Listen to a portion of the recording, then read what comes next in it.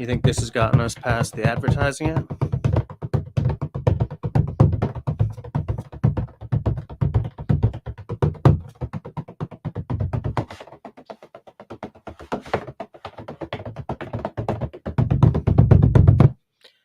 Hey there, friendlies. How's up? Welcome to the live stream.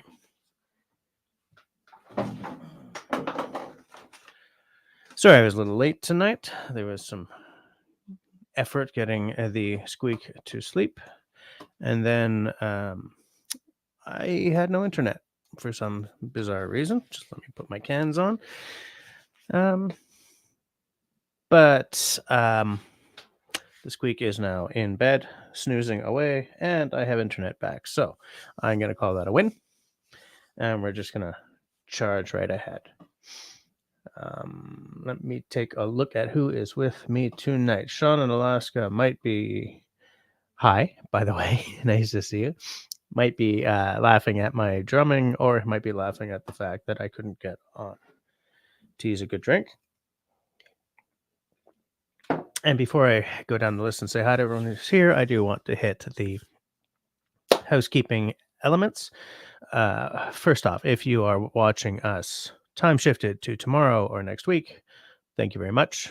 Your eyes mean a lot to me. Even though you can't partake in the side chat, I still get some great comments from those of you who do watch the next day. Excuse me.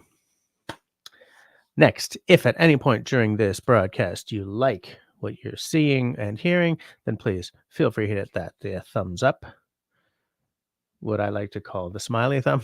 Sorry, guys. And if at any point you really kind of don't like what you're hearing or seeing, that's okay. The frowny thumb works as well. I would also like to remind those of you who were Patreon supporters that I have closed Patreon down, and I have switched it over to the join button that you see right below me here. If you want to help me get a new computer or support me in any way, it's not that expensive. It's the price of a cup of coffee per month. And now let's get on with the hellos. I said hi to Sean in Alaska. Nice to see your name pop up in the side chat. I definitely catch. I think everyone in the side chat right now is probably a subscriber or knows who Sean in Alaska is. If you don't, he puts a really good live stream out once a week, I think, Sean. Fairly often I miss the start of it because of the time you go on, but I always try to catch it if I can. Grace, always good to see you in the side chat there, Grace. You often have some interesting stuff to say. There's Russell, like seeing him show up in the side chat. I like over the past few months, I have started watching so many of your live streams, those of you who are streaming. And what I like about them is how different all these streams are. Like Russell obviously puts in a funk ton of work, putting the special features together and stuff.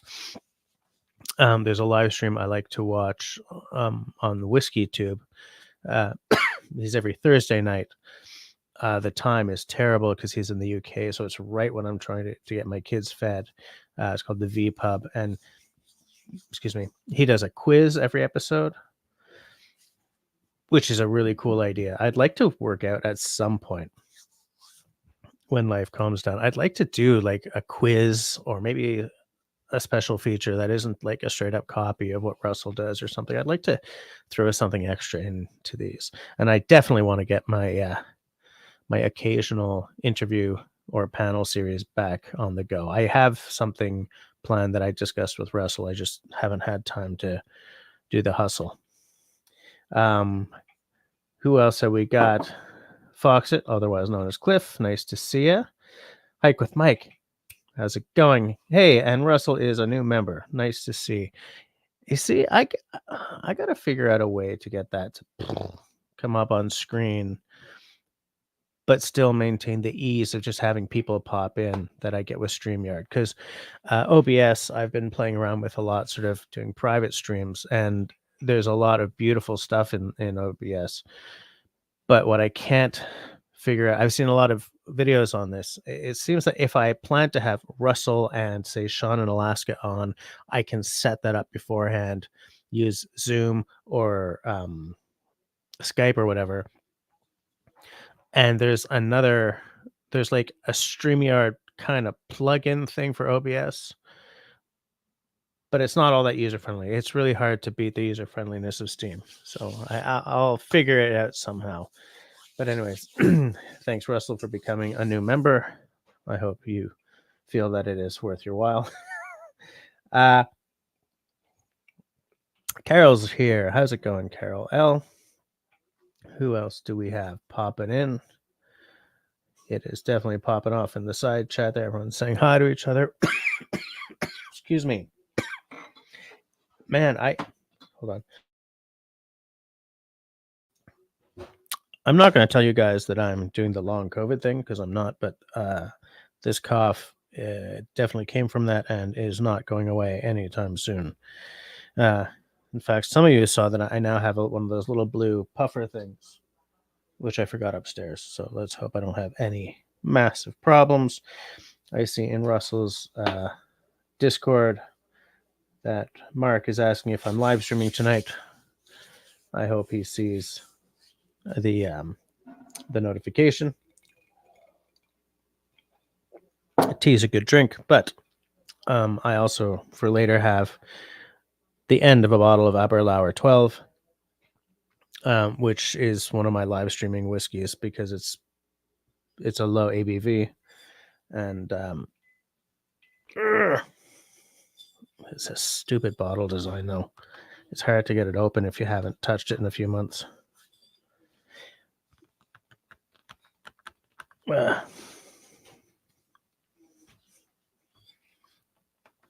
It's like it's this hugely wide thing in it.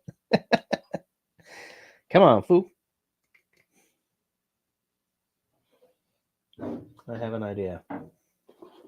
Let's hope that I do not end up bleeding on screen for the second time in my live stream series.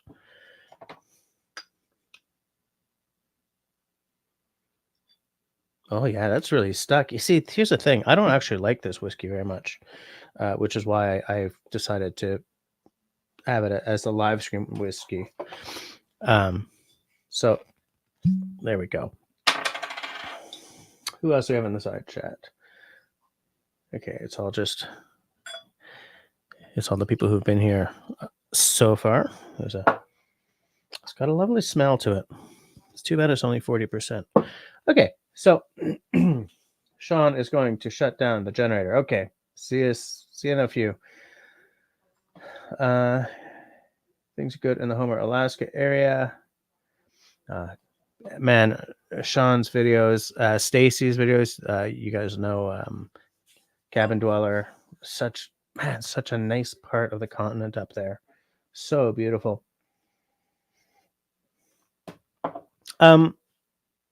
Yes, the reason I was checking Russell's Discord is because someone had suggested a stream idea. I just can't find it. Russell, you think we should go with Ian the Weblord's suggestions? What do you think? Have you tried for a few days to drink some hot peppermint tea with honey and a little bit of lemon? That should help with the cough a little bit. Yes, peppermint tea. I'm not drinking that right now. I should be, though. But yes, I've been definitely upping the peppermint tea intake.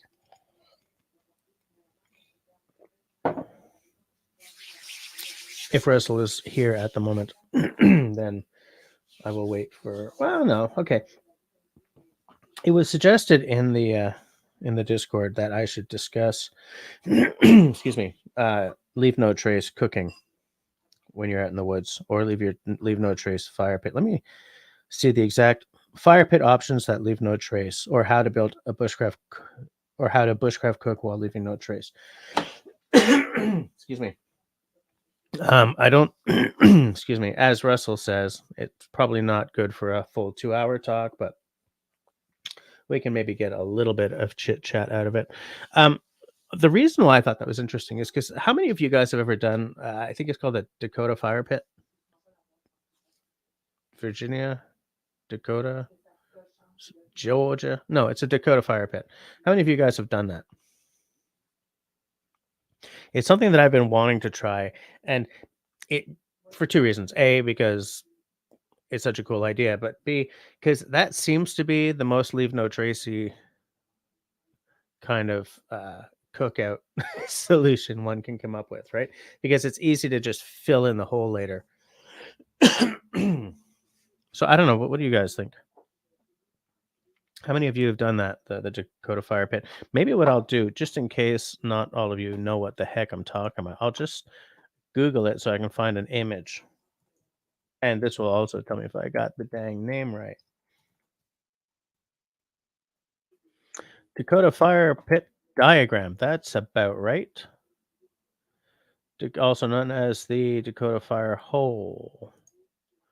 But that website is called Praise for Yahweh, so I'm not going to use that website. Survival Magazine and News. These diagrams are terrible. Hold on, folks. I should have really... No, I'm back to Praise for Yahweh. Dakota Fire Hole. How to make a Dakota Fire Pit. That's not a diagram. Essentially, what you're... Actually, there is a diagram there. Okay. I'm going to share this here screen.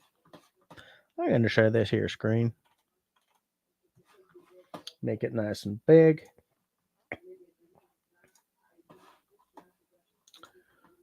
Okay. So here's how you do it. Okay. You dig a big hole for like big, about a foot across, which you put your fire lay into. About yay deep. Crumbs, I'm not. About yay deep, but the same across. And here's the thing: what you do is from the bottom of that hole, you dig a tunnel that comes up to the surface. What you're doing there is you're creating like an air convection current that'll feed the hole. You don't have this fire like above ground and burning. I have read and heard that it's a fairly smoke-free way to cook. Maybe that convection makes the burn very efficient or something.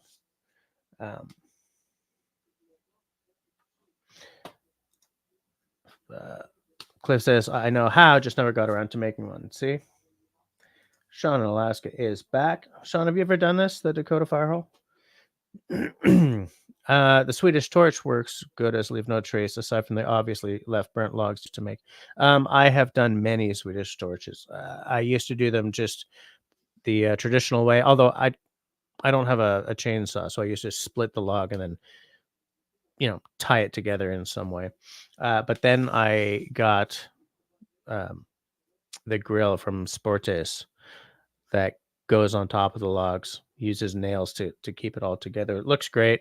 I did a fairly lousy review video of it, but I've used it a lot, just not with the camera alone.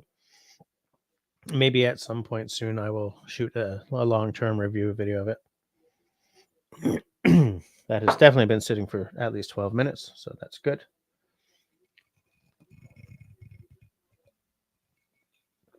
Finishing the tea up first. Sean Alaska has not either. See, it's how I've said before how I'm leaving this diagram up a little bit because we're talking about it. I kind of feel that in some ways the Dakota Fire Hole, in a wider sense, is one of those things that a few YouTubers have done rather than it's something that everyone does. You see, even Grace has seen it on video but never done it.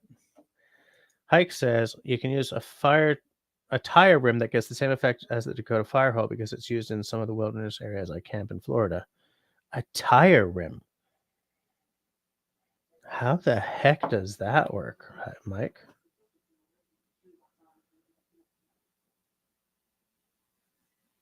Yeah, how does that work? Cliff says Dakota Fire Pit works good, but what you don't get informed about is you need to add some baseball-sized rock bottom of burnt chamber for airflow. Otherwise, you can smother your fire. Oh, right. Yeah. Something like some rocks to put your fire on top of. Yeah. Stacy, I just mentioned you a little while back. I was talking about you and Sean in Alaska and how beautiful it is up where you guys have your dwellings. So nice to see you. Have you, Stacy? Have you done this Dakota fire hole? I'm gonna for a little while talk about sort of leave no trace fire lay or bushcraft cooking, and I was saying how the Dakota fire hole is a good way to sort of keep your fire hidden from sight. And I've heard that it is not very smoky, but like everyone in the side chat has seen this on YouTube, but not done it. So, which made me think of back several episodes ago where I was talking about how like YouTube is in some ways homogenizing what is considered bushcraft knowledge. Like we're all doing the same kind of things because they sell best on video, and it's like everyone has seen a video of someone doing a Dakota fire hole and no one's done it themselves. Yeah, you know nothing about it either. Okay. I'm going to make one this year. I don't know if I'll do it on camera, but I'll try to make one this year. My biggest problem right now is finding a piece of land that I can have access to. But I'm looking. Excuse me. Had the most zen camping experience this weekend. So quiet, no signs of civilization, not even airplane noise. It was Nirvana. That sounds amazing. Cliff says, I got the next days off. Might just make one in the yard and test it out. Might film it too if it's a success. Yeah, definitely. I would totally watch that because I would love to actually hear from someone who did this. Hey, Marcus. Jack in the house. You're going. Oh, are you? Okay. You're going to do one this year? Yeah. Because I was sure if anyone had done this, you had done the Dakota fire hole. You're always doing some cool stuff. For those of you who don't know, Jackie does a lot of adventure stuff with her offspring. They got a little Ford Adventure, like a little shelter set up in the yard that they use a lot. Are you going to do it out at the trailer? Okay. So whichever of us does one first, drop the other a line saying, okay, it worked, but this didn't work, kind of thing.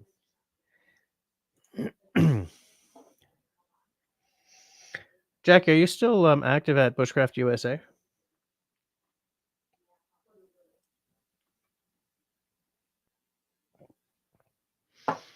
See,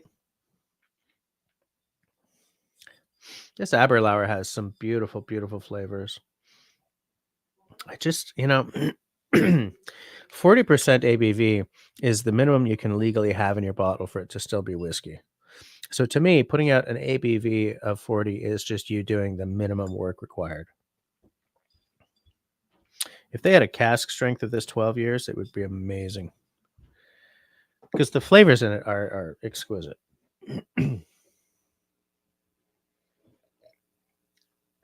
Okay, so Jackie is still active at Bushcraft USA. I haven't been there in a long time. I go back every now and again. Outdoor Dauber's not here, but he's still active there too. So yeah, I think that this Dakota fire hole, I'm going to try that this summer if possible, because I want to see something I didn't mention about. Look at where the direction of wind is coming. Obviously, that's important because that little hole, I keep sort of going off camera, because that little hole is where the convection starts to feed, to feed the oxygen to the fire. Putting that little hole on the wrong side is exactly the kind of error I would make. Like, not sort of, okay, align it this way.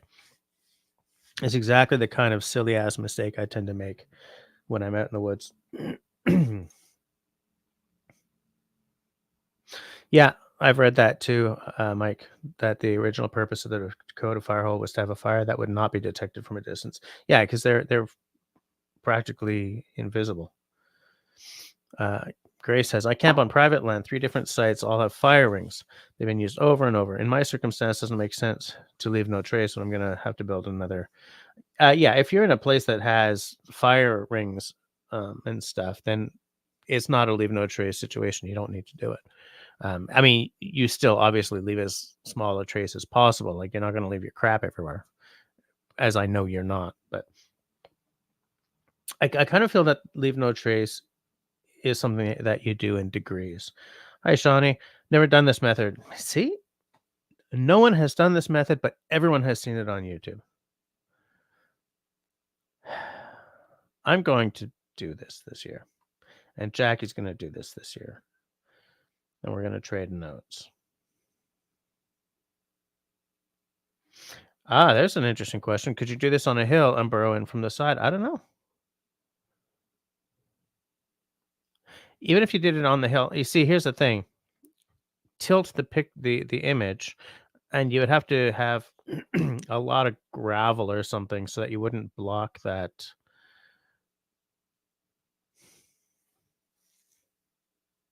Yeah, because the small hole has to be underneath, because the airflow has to, cold air comes in, hot air goes out. Like, I don't think you can do it horizontal. Well, you might be able to do it horizontally. It wouldn't be as effective, though. So if you're doing it from down to up, then how do you keep the ash from blocking the hole? Yeah, Grace, I got what you meant about the fire ring. I got that. Well, Russell, Cliff says you can, so he's probably got it figured out.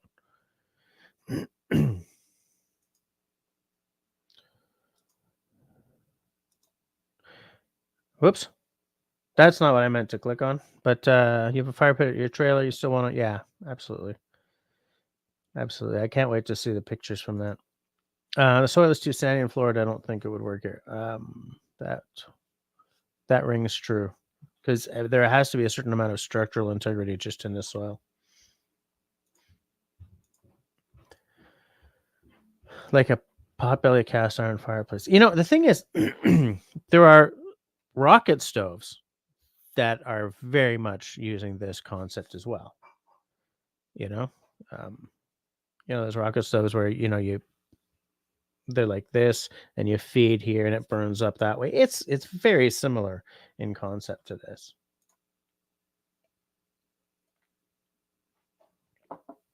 Russell, look what Grace just said. On the side of the hill, either Greg Ovens or Fowler showed this in a video. I'm going to go look for that later, provided I remember.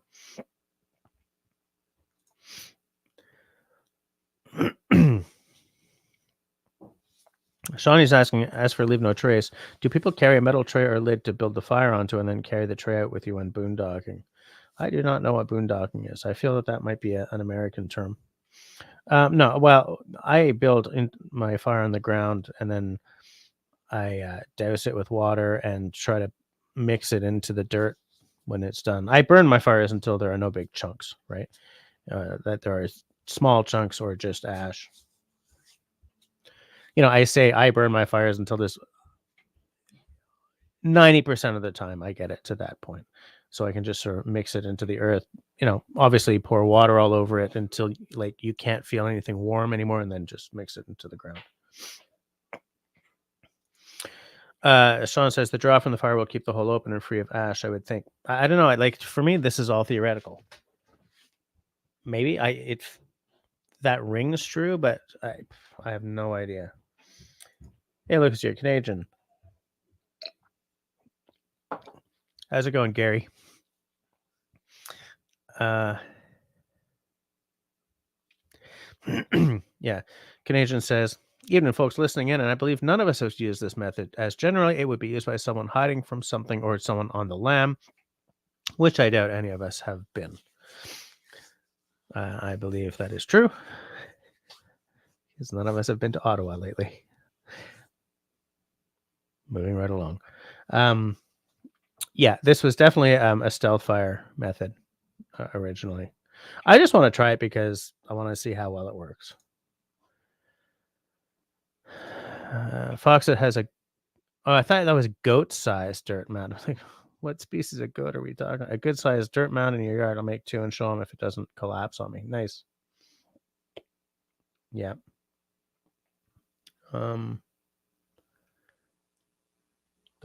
Just checking out. Groundhog tunnels. Okay, I was figuring. So you have groundhog tunnels. Yeah, I smoke them out. Alain is here. Alain of the many knives. Alain, what we're talking about is kind of a leave no trace approach to fire lay and bushcraft cooking. Oh, boondocking is stealth camping. Okay, I have never heard that term. But yeah, I would see where, in that case, some sort of a steel tray would be ideal for making a small fire.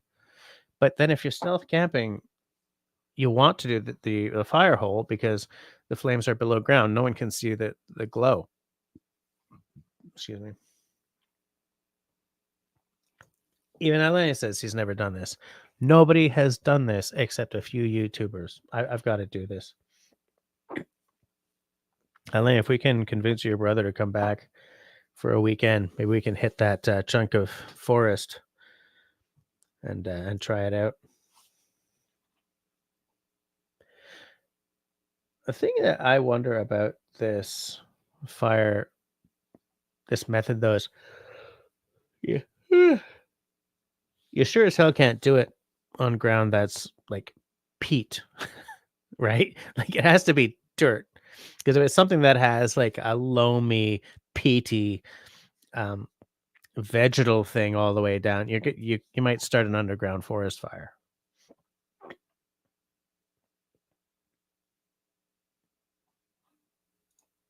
Marcus, I think the only point is to cook on, because you're not going to build a fire that's big enough for warmth, right? This isn't going to be your wintertime. Oh my God, I'm cold. I got to warm up fire. It's not going to be big enough. Like this is a cooking while you're on the lamb kind of fire lay.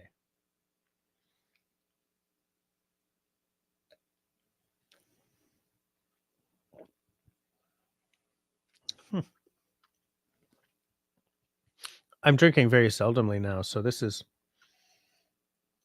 nice.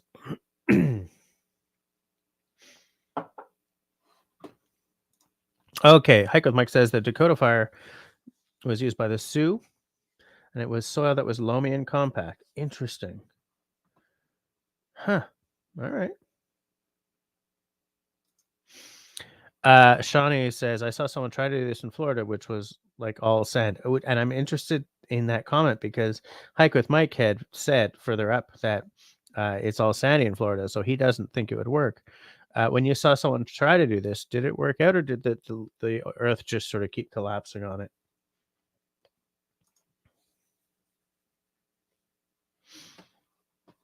I want to try this.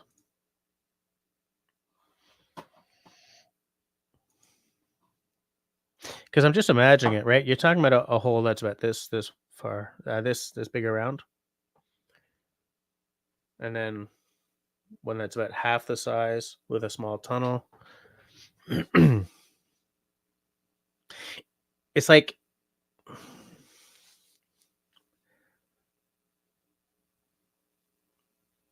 yeah, I can imagine it. I can picture it. And if I can picture it, I can totally make it.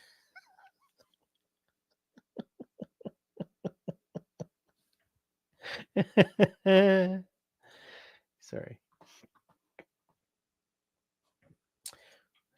Gary was a volunteer firefighter. You know how many underground fires I had to attend? They suck as they can travel underground and pop up hundreds of feet away, and you end up putting them out. Yeah, that's exactly what I would worry about. Absolutely.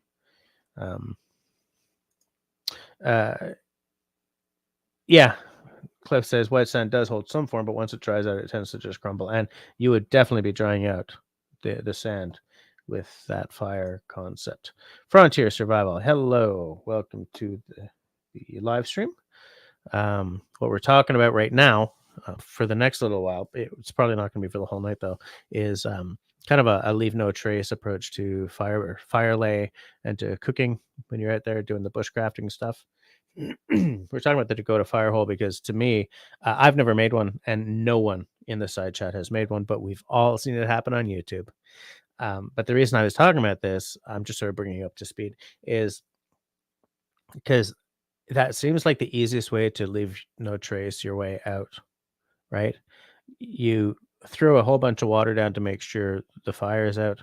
You fill it with the dirt that you dug out, tamp it down, scatter some leaves or whatever is growing around you over it, and there ain't no trace. You saunter off into the sunset.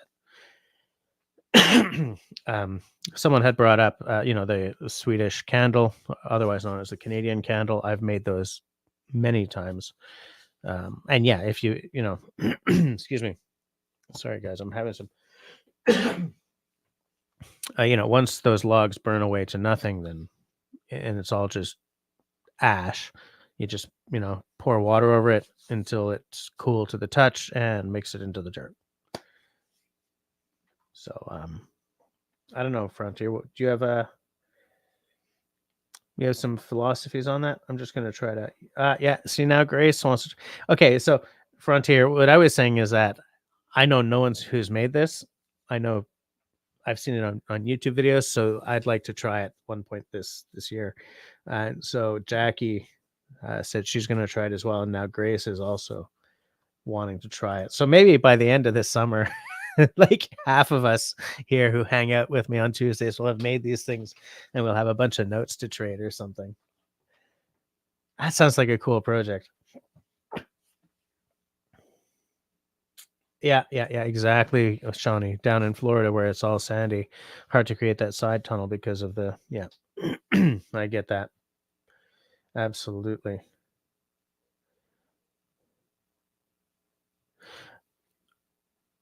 Where'd it go? Where'd it go? Whoa, everything jumped. Sorry guys, hold on. Okay. So Simone pops in with a banger. Why not challenge Serge to try to go to Firehole in a peat bog? There's plenty of those in this area because I don't want him to burn down like 40 hectares of Greenland, of green area. That's why, like, wherever I would try this, I would try to make sure it's not in a loamy, peaty kind of soil. I would want it to be straight up dirt. Oh, Frontier says Corporal's Corner has made them on his channel. Yeah, I think I'll watch a bunch of guys making them over the next little while just to see if there are any unwritten hiccups to watch out for.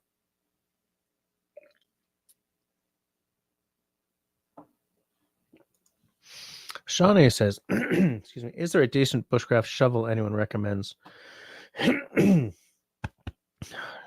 Man, I just got a survival shovel recently. Well, back in May, I think it was for that canoe trip I didn't go on.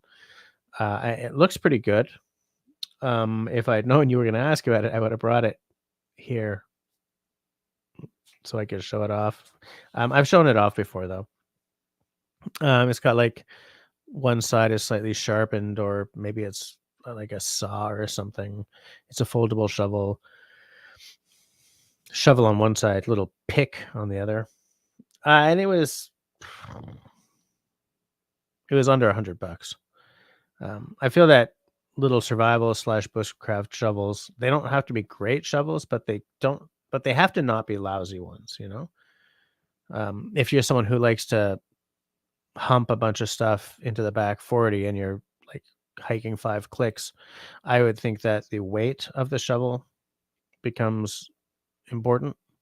Whereas if you're the type who drives up to the trailhead, or like you've got a few hectares and you drive up to the trail, maybe that's a little less important. But it's important to have one of these for this whole leave no trace thing, because you can use that to easily dig your ash into the earth after your fire is all doused.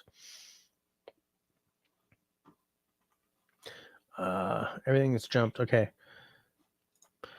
Hi, Mike says peat bog would be the worst place to build that type of fire. Peat can burn for a long time, and when there's a forest fire in the swamps of Florida. Yeah, exactly. Absolutely. Russell's going to run out right after the live stream. Well, I mean, it's probably the safest right now because of the freezing rain. Am I correct? Oh, in the wood stove. I have spoken to a couple of you guys on the private in private life a bit. I would love to know how to weld so I could make a rocket stove out of some, square piping. Maybe even just round piping. Square piping seems easier. But I would love to try making a rocket stove. Frontier hasn't made one either. Yeah, I think I definitely see it as a cool challenge for me for this year. Scott Green in the house. Nobody's tried it because we generally don't need to hide a small fire badly enough to put in the effort. Same concept as a rocket stove, which is exactly what I said earlier. Absolutely. Yeah, and that's the thing. I was saying earlier that it seems like a good way to leave no trace because you just fill it in, douse it with water and fill it in, scatter leaves across it, and sayonara. But yeah, it's a lot of effort in that, if you're not on the lam putting in the effort, unless you want to do a YouTube video about it, putting in the effort might not be worth it, which feeds into what I was saying about how none of us have tried this, but we've all seen YouTubes about it. Oh, you use one of those old army ones. Yeah, I couldn't find one.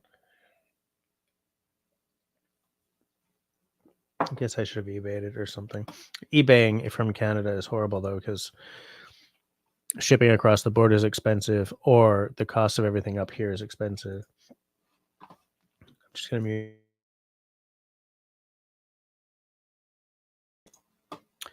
I use a natural bushcraft shovel in my area of Florida. A saw palmetto plant makes... Yeah, we don't have those up here. We absolutely don't have those around here.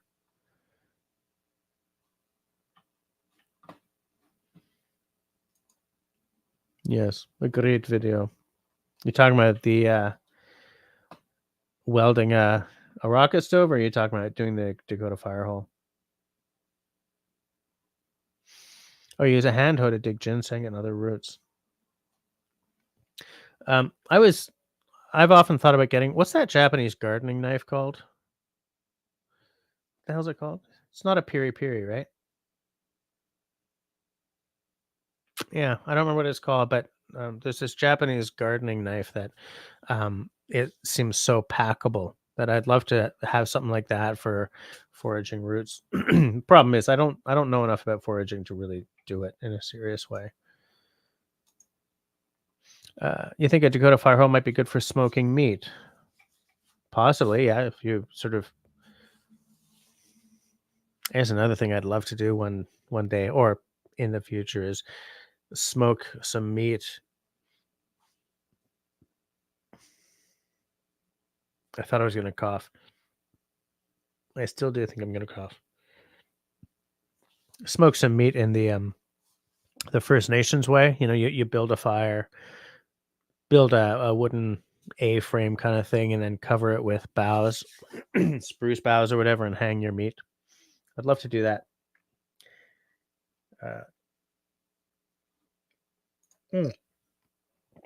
Shawnee, there's your suggestion. Simon says take the cold steel one, but take the one with the longer handle. I think when I got mine, the cold steel one was out of stock. I don't remember what I got.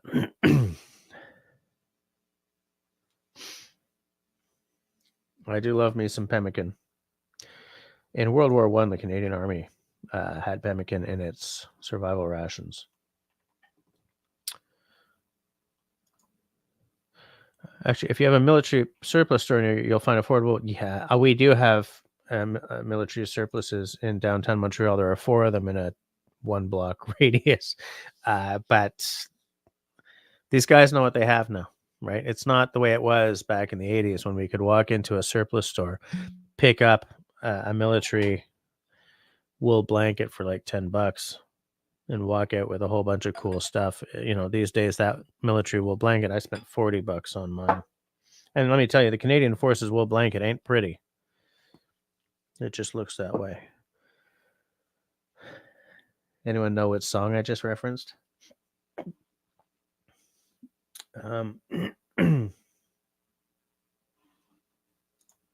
Yeah, I can take the picture down. I was just leaving it up for the conversation, as a reference. But I'll take it down just to please Russell. That's all. Hori hori, yes, that's the word I was looking for. Piri piri is not. That's a food item, I think. Oh, Scott Green knew exactly where I was going. Did I just date myself though? Does that put me at a certain age bracket? It's okay. I'm not hiding it. I'm Gen X.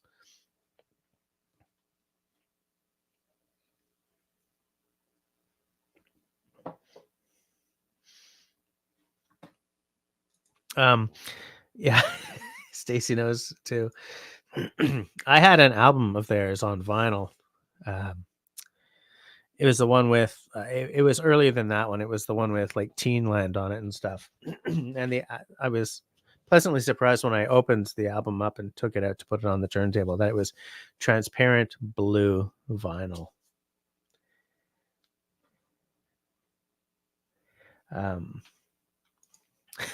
Hike with Mike says Gen X rocks. Yes, we hate everything, but we don't actually feel anything about it. Scott Green says, I must be in my 40s. Yes, sir. I will be 50 on the 21st of May this year.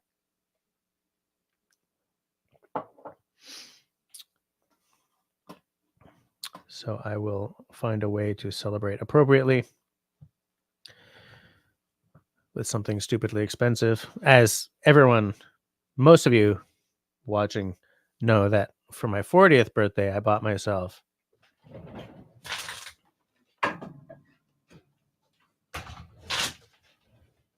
this. So pretty. So damn expensive. So for 50, I kind of have to up the game a little bit.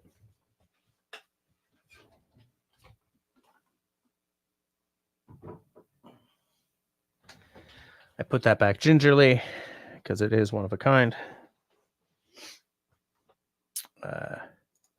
Giddy Lee from Rush usually comes down here to play my old hometown to watch the Toronto Blue Jays spring training. Oh, yeah. Yeah, I know he's a big baseball fan.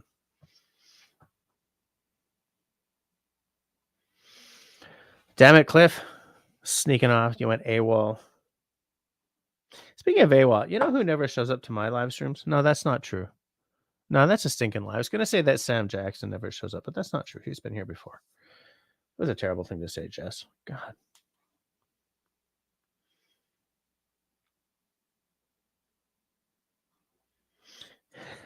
I didn't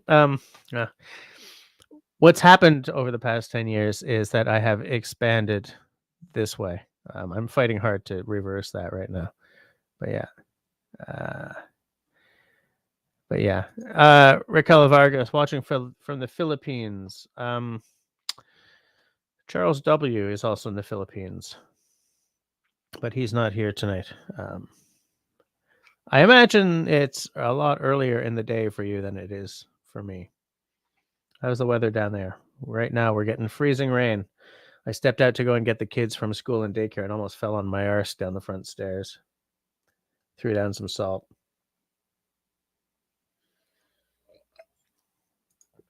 Where is Bettina? She'll be in like at 5 minutes to close. LT in the house. How's it going, monsieur? Got any new knives? Hey, there's Country Boy. Don't. Stupid squirrels. Stupid. One of them, I saw one of them today eating the suet that I have for the fuzzy.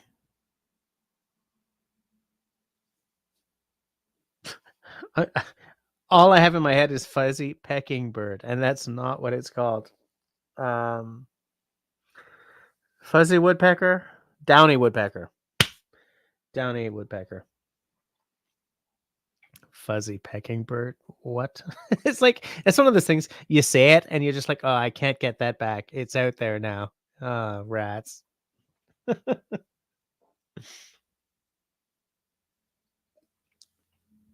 Anyways, I have suet for the woodpeckers. Every now and again, there's white-breasted nuthatch or two that come and peck at it a little bit too, but the squirrels have taken to messing up my stuff. Stupid squirrels. Let me see. Where was I? OLT, yeah, I saw your knives last week. I was just wondering if it seems like every 5 minutes you get a new knife or two, you know? Oh, yeah. A Hike with Mike says, I bought suet once and put it in my backyard, but it's Florida. The suet melted. There's a whole section of the summer when I will not be able to put that out here in Montreal either.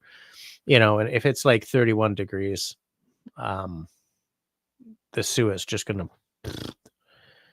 So I'm not sure what to... Agnes is asking, what do I think about adding lemon and brown sugar to whiskey? So even though this is not my whiskey channel, I'm going to talk about it anyway. I would totally do it. I mean, because that's essentially an old-fashioned with... No. When I make an old-fashioned, okay, what I do is take a Demerara sugar cube. I put it in the bottom of the glass. I douse it with like 4 or 5 dashes of Angostura bitters, muddle it into a paste, throw a rock on top, like a big rock. Then I add my whiskey. Now, there's a million cocktails that you can add lemon juice to whiskey, like a bourbon or a rye or whatever. Like old fashioned is either bourbon or rye. That's your typical old fashioned. Some people use Canadian whiskey or whatever, but I'm a bit of a purist, so I'll use rye or bourbon. But you can add like lemon juice to that, and then you give it a different name or something. Lemon goes well in bourbon. What goes really, really nice with an old fashioned though is a twist of a lemon of an orange peel. More than lemon, orange. But yeah, I would totally do something like that. Hell, I have done something like that.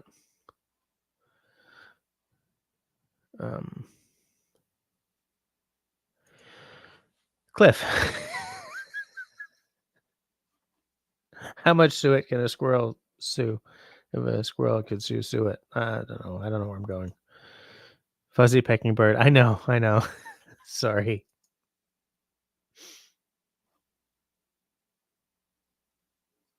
Really? You scrape your suit with a fork in the feeder and the birds love it. Okay, I'll give that a try. Right now it's like frozen pretty hard though. Ah, look who's here. Dennis. How's it going, mister? Nice to see you. We're talking about we were talking about sort of a leave no trace approach to fire lay and bushcraft cooking. I was talking about the Dakota Fire Hole. And I discovered that nobody in the side chat has ever made one. Neither have I, but we've all seen it done on the YouTubes. So I do feel that maybe they don't really exist. Maybe it's just a YouTube thing. There's no such thing as the Dakota Fire Hole. Imaginary, except for on TV. That makes no sense, but it's my story and I'm sticking to it. Doing a little something here. Sorry, guys. It's going to take me about a minute and a half. I just want to send Dennis something in the private chat. Just on the off chance. Yeah, Agnes, coarse brown sugar, absolutely. Like some people are like, yeah, I use white sugar cubes.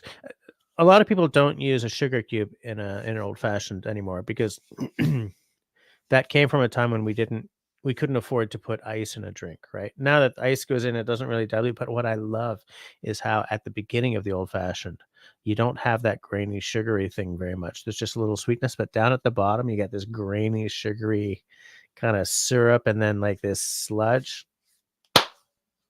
Yeah. Love it. But I do feel it's got to be like a brown sugar cube, a Demerara sugar cube or something. A white sugar cube doesn't work in my opinion. I like the slightly molasses flavor that you get from a brown sugar of some sort, be it raw sugar or Demerara.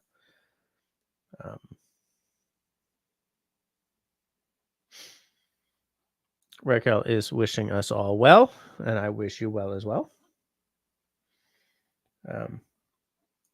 Him, Dennis. I think that might be hi, Dennis, but it's funnier as him, Dennis. Oh, I see. Okay, Grace.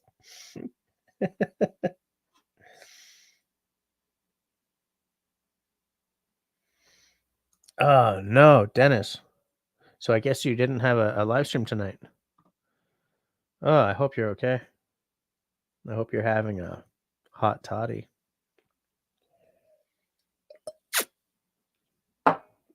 Sorry to hear about it, dude. That's all right. I mean, you're here in a side chat. You've always got some interesting stuff to say. That'll just be good enough for me.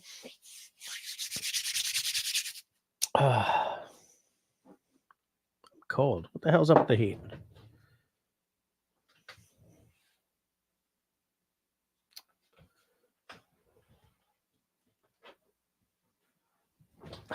I guess I was unconsciously preparing for all eventualities.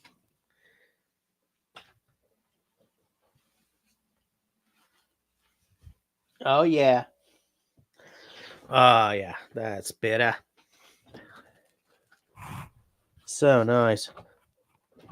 So professional, right? I'm getting onto my blanket while I'm live.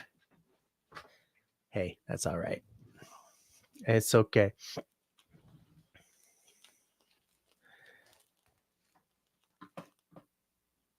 Yeah. Grace says, I see Dennis. I was wondering why you weren't live tonight. So, Dennis, did you have a show that was planned tonight and you're just sort of putting it like you've got your hustle down pat? You've probably got like the next 4 shows planned. So, if like tonight's show, do you just miss that or can you sort of drop it 6 shows down or something? Yeah, and like not drop it, but like put it off until after the next 3 or 4 shows. He's drinking the chaga tea. Nice.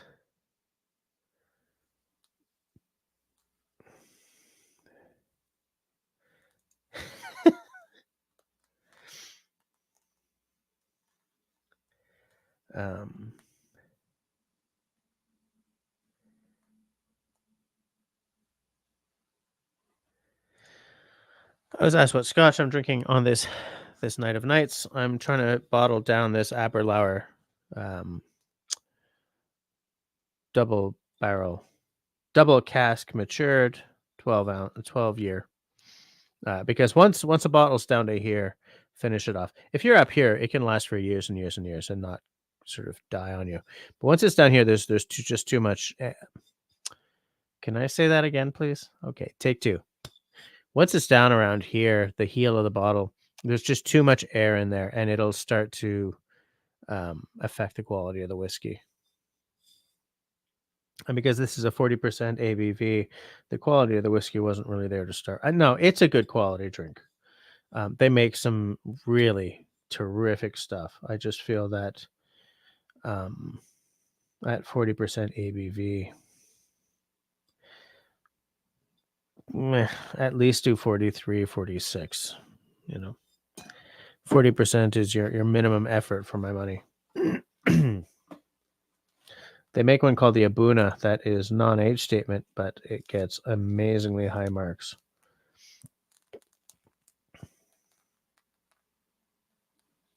Just taking a look. David says hi to Dennis, and then of course Gary, Hard G, Jerry says, "Were you busy eating grapes in the sun?" Yeah.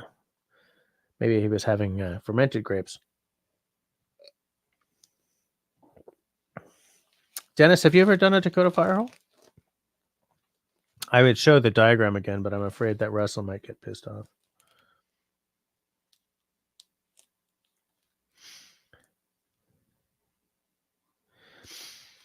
Country Boy Trapped in the City says, it's scientifically proven that man colds are a thing. They're worse. That's my story, and I'm sticking to it.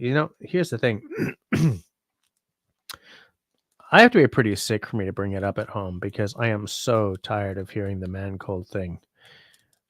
It makes me angry. So I just shut up and put up unless I'm like really, really sick.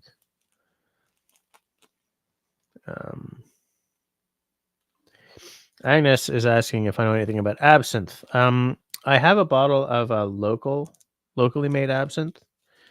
Um, Absinthe used to be illegal because people said that it sort of made you trip and everything, but that was actually it's not true. It's not a narcotic in any way.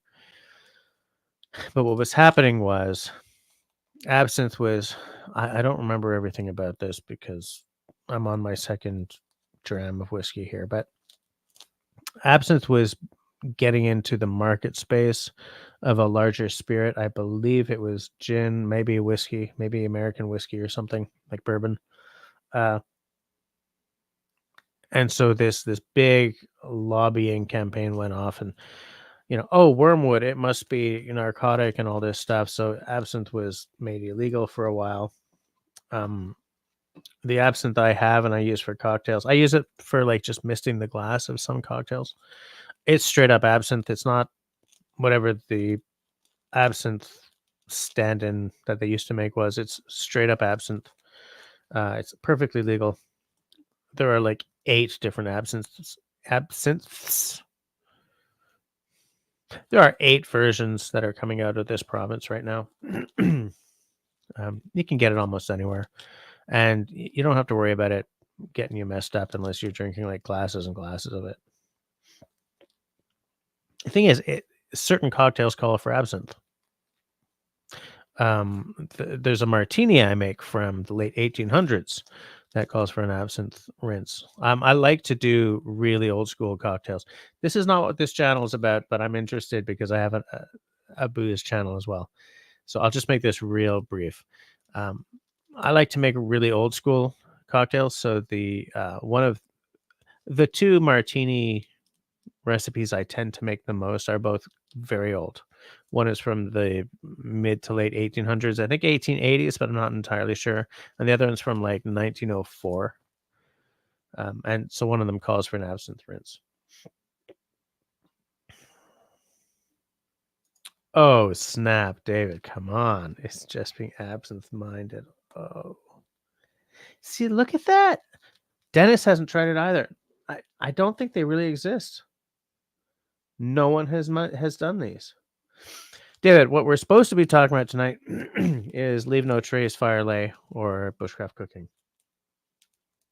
which is why we spent most of tonight so far talking about the Dakota Fire Hole, because I want to know if anyone's made it, and everyone's seen it done on the YouTubes, and no one's actually made it. Excuse me. Oh, no, I'm yawning. Hey, look who's here. How's it going, Colin? Excuse me. I'm just going to pop that up again just because it's worth a second look. It's an epic dad joke. Dad jokes, a little dad'll do ya.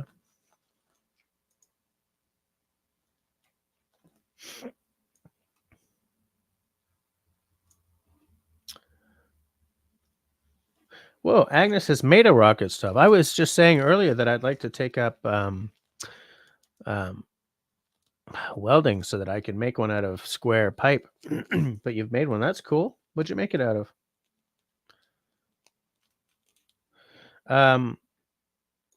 I've never cooked fish using clay. I have some fish allergies, so like the only fish I can cook or eat, well, the only fish I can eat is white fleshed fish, tilapia, cod, fun stuff. Like I can't eat any of the ones that have like the real health benefits. Like I can't do salmon or anything that's an oily fish.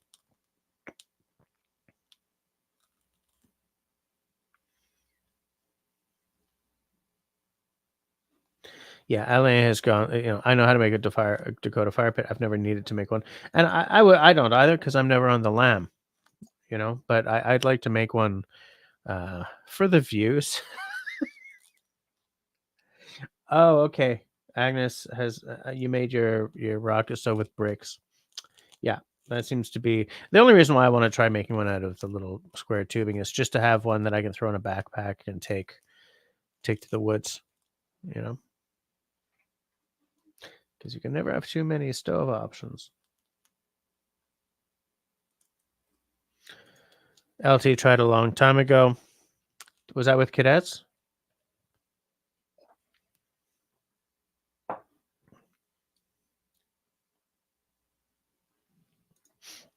Me too, Alan. I'm with you.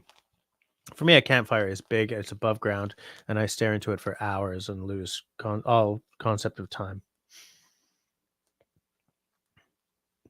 Country Boy says, I live in BC and we have hundreds of thousands of hectares of crown land to explore. I bush camp and I don't worry about no trace fire pits. I have a secret spot no one's found in 8 years. You have my envy, that's for sure. I have great memories of my old BC stomping grounds, but I've never done the ground land camping thing.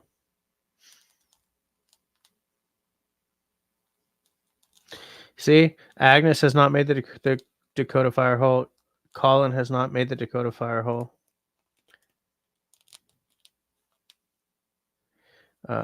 Country Boy leaves just a ring of rocks, and that's it. And you said you go to the same spot?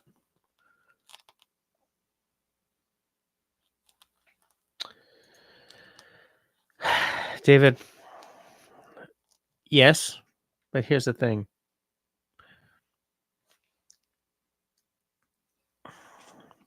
I like to make my fire by hitting a piece of metal against a rock. So bringing a little propane burner along is the antithesis of the way I like to make my fires, although I do often bring one. If I'm doing like a hike and I just want to make a cup of tea or something, then I've got a little what's it called? Primus? You know, the one that you screw right onto the little canister. Practical as hell. Easy to light. You don't have to worry about letting it burn down and then mixing water and loam and all that stuff together. But campfire equals magic. Hell, we're putting stove equals magic. A little gas stove does not equal magic. It equals logical solution to a simple problem. Excuse me. Colin takes a wood gas stove and an alcohol stove along. I just tried to click it and nothing happened. There we go. Ian comes in with a that's boring. Agnes is true. Propane is not always available to poor people. True. In up here, you know, you can buy the gas at Canadian Tire for I think it's like $6 for a small canister, $4.99, $5.99, something like that. But the fact is, you do have to keep buying canisters. Whereas if you just make a fire out of standing deadwood, you didn't pay anything for that wood, and you can make those fires indefinitely.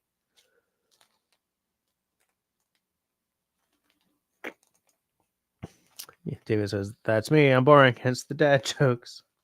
Hey, Brother Love, how's it going? I just came back from 4 days in a wall tent with a wood stove in there.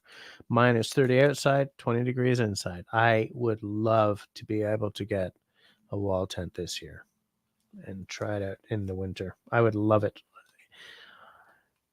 I'm not going to plan for it because there's a lot of stuff that I am planning for this year, but I would love that to happen. Apparently, Native Americans didn't have a problem with leaving a fire ring. Recently saw a video of archaeologists unearthing one. Absolutely. I feel that it might depend on which nation we're talking about, which First Nation. But, I mean, leave no trace is a fairly modern concept. Have any of you guys seen a campsite like from the 70s? Before a certain era, the concept, you know, with your beer bottles and stuff was to bury them, not pack them out, to bury them. It was a different time.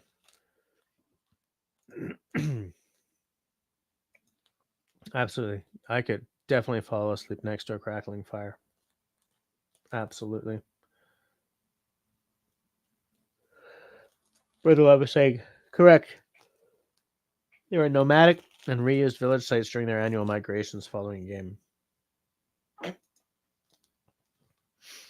Yeah.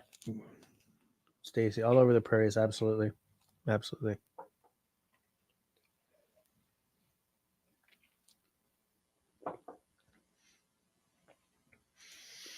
Yep. In fact, sometimes in places that are heavily camped, even wild camping that are heavily camped, where like sort of unofficial camp sites are developed over time, there'll be in some areas, there can be a fire ring that just gets used and used and used as the time goes by. Just taking a look. The side shot. It's a small crew tonight, but that's okay because it means that the chat is not going faster than I can keep up with, which is nice. Which is very, very nice. Just let me check one little thing here, guys. I'm just checking one little thing. Excuse me. I'm so tired of the coughing and stuff.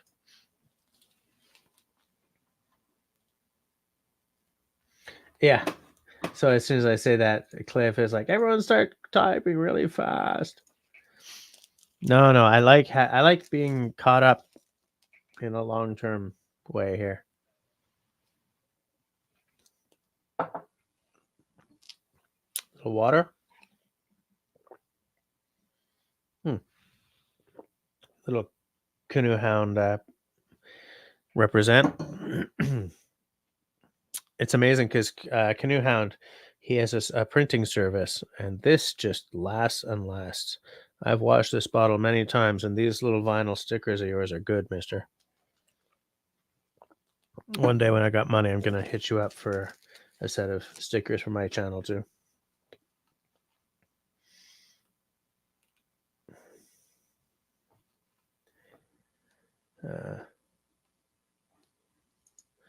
I'm side browsing Amazon for a soft box light. Anyone have any recommendations? Well, this is made by Newer. It's the CN160. They're dead affordable. Is it the best light in the world? No, but for this is perfect. And I bought a set of 2 of them for I think 60 Canadian or something. I don't know if you can still get that, but so that's the Newer CN 160. 160 because it's 160 LEDs. I think there's a 190 now as well. But I mean, I wish I could show you this setup, but I can't do it without pulling that camera off the tripod. I have it essentially bolted into the wall. I have a camera mount, like a wall mount, and then an attachment, and I've got it clipped in there. But I feel that you can really crank the light up. This close to me, I keep it on the lowest possible setting. It's not a perfect solution. It just smokes through batteries. You can't plug it in, and even if you turn it off, if you don't take the batteries out, it just smokes them. So you have to remember to pop the batteries out after you're done. Works on like 4 AA's or Sony camera batteries. Most of the video / film, the video lighting solutions use those Sony batteries at this point. Right now, yes, I have just that one light, but I also have 2 screens in front of me, so they sort of act as the second light. And then I have that blue light behind me for visual interest. It's kind of like the YouTube version of the typical 3-point lighting setup. That is not natural color, unfortunately. Am I wrong?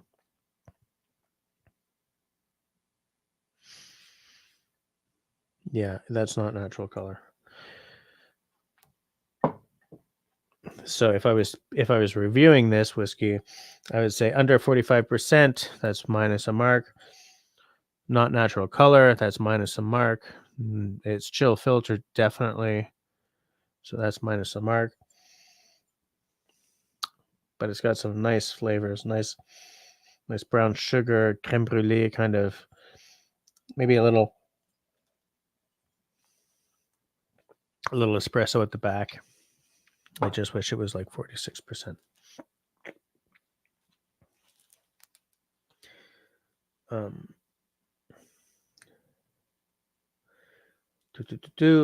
Russell likes fewer lights when live streaming. No one needs to see my dumb face.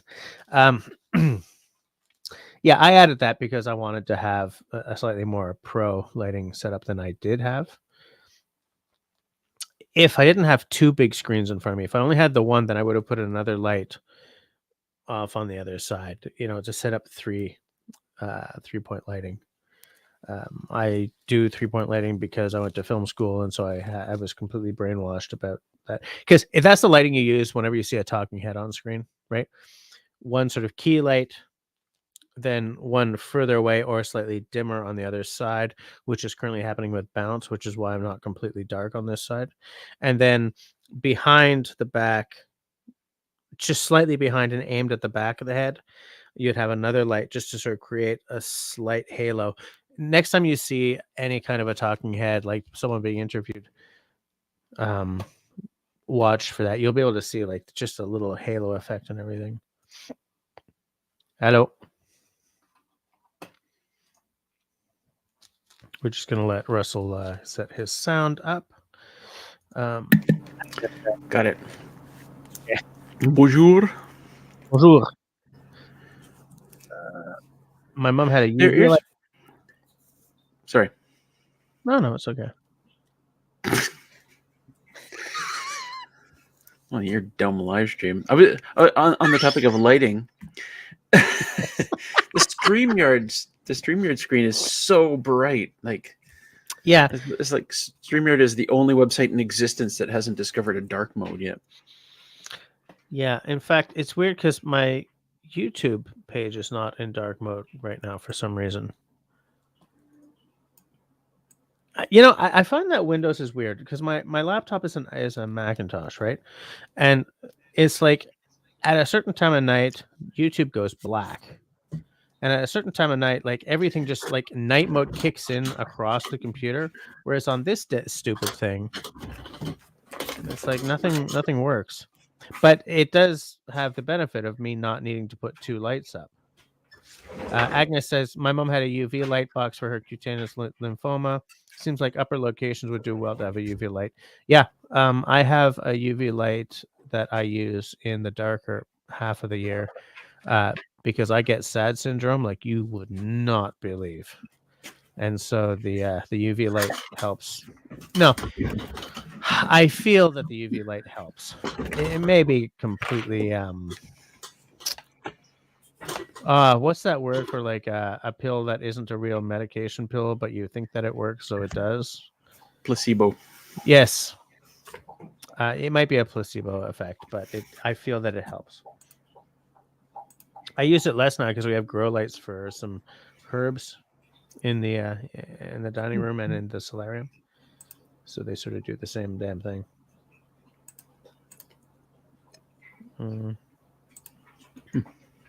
There are some LED, USB rechargeable ones too. Yeah, I'm sure there are.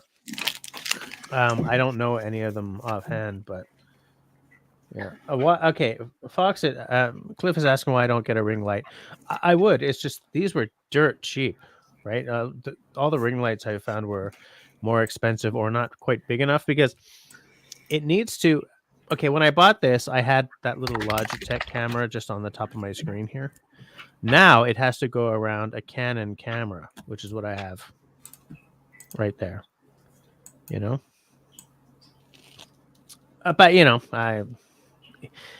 I don't want to spend money I don't have to spend on lighting stuff if this is good enough for live streaming.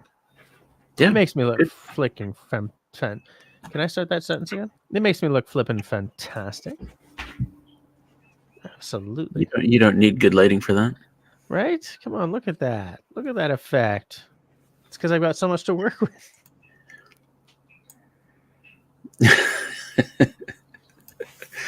Like, how long can he keep it up? I guess not. Not long. Okay. Okay, so a lot of people saying, yeah, placebo is the word I was looking for. Yeah, herbs. No, Country boy. Okay, I don't live in BC anymore, so I'm talking about actual food items like basil and fresh coriander or whatever the hell we call that. Cilantro.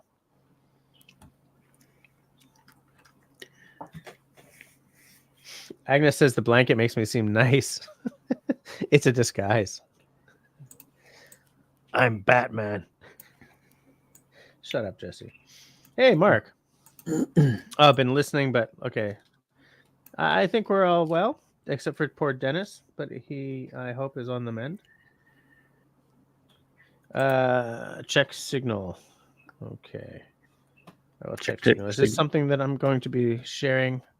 Share screening? Tabernacle. I just lost my window. Just to look really pro in front of all you guys, I lost my freaking window.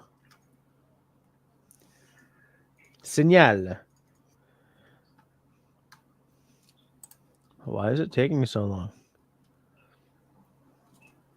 Raquel, nice to see you as well. Are you taking off? Is that why you're saying nice to? There we go. Okay, so this, I'll share this. What are you laughing about? What am I missing? The blanket makes you seem nice. Right. I'm just gonna share this because I think this might be window. So this looks like the kind of battery pack that you would stick into the back of this light that I have. The vast majority of the lights, like video lights and stuff that work these days, semi-pro, also pro, and prosumer. I guess prosumer is the new word for semi-pro. They work on the same Sony batteries, which I've got in the light right now. But that thing that LT was showing off, Salat, not Salat, it seems to be the same thing. I have something similar to that as the battery pack on my camera. I have it plugged into the wall.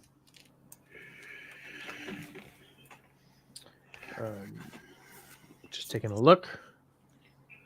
Russell, you don't actually do many campfires at your cabin, do you? Outdoor, you mean? Yeah. No. Yeah.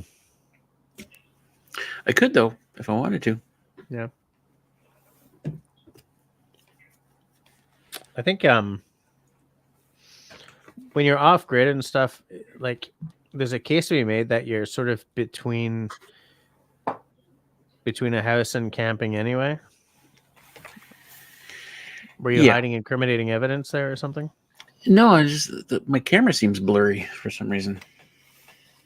Looks okay from here. I'm gonna give it a thumb. You gonna give it a bum? A thumb. Oh, a thumb. It still looks off. I don't know. Well, it looks okay from here. Does anyone else think that Russell looks fuzzy or furry? Blurry.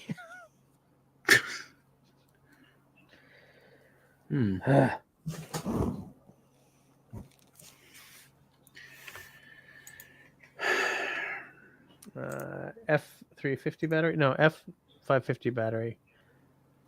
That sounds familiar. That might be what I've got. Excuse me.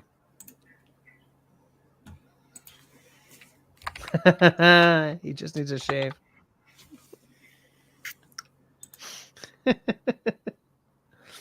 Yeah, Russell's fine. Rebel with an O says all fuzzy from here, just to throw a wrench into the works. Hi there, Rebel. Welcome to the live stream. But oh, there you go. That was fuzzy. Now you're back. Oh, that's not what I meant to click on. But okay, Canoe Hound, Dennis, see you soon. Oh, it's because everything jumped just as I was trying to say something. Cliff says Russell's image is 5x5 on my side.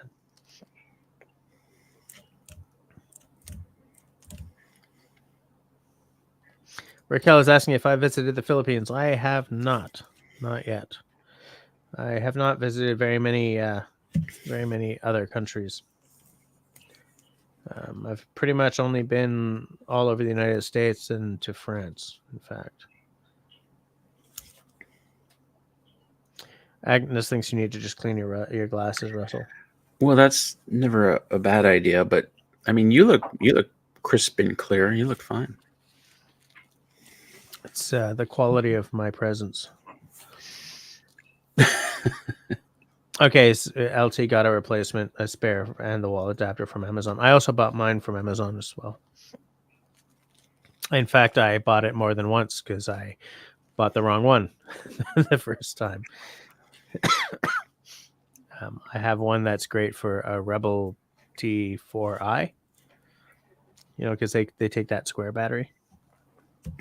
Hey, you've got a Rebel, right? Does it have that square battery, or does it have the sort of the more round on one side, flat on the other battery, like the no round. I wouldn't call it. Yeah, I guess it's square. No, it's not rounded. Okay. All right, because I think that batteries should be as standardized as possible. I say this as someone who packs batteries into the woods all the time, right? I think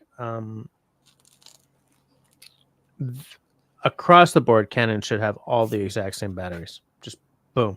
It would be nice if batteries were standardized across the whole industry. Like everyone just used that Sony battery or something, but yep.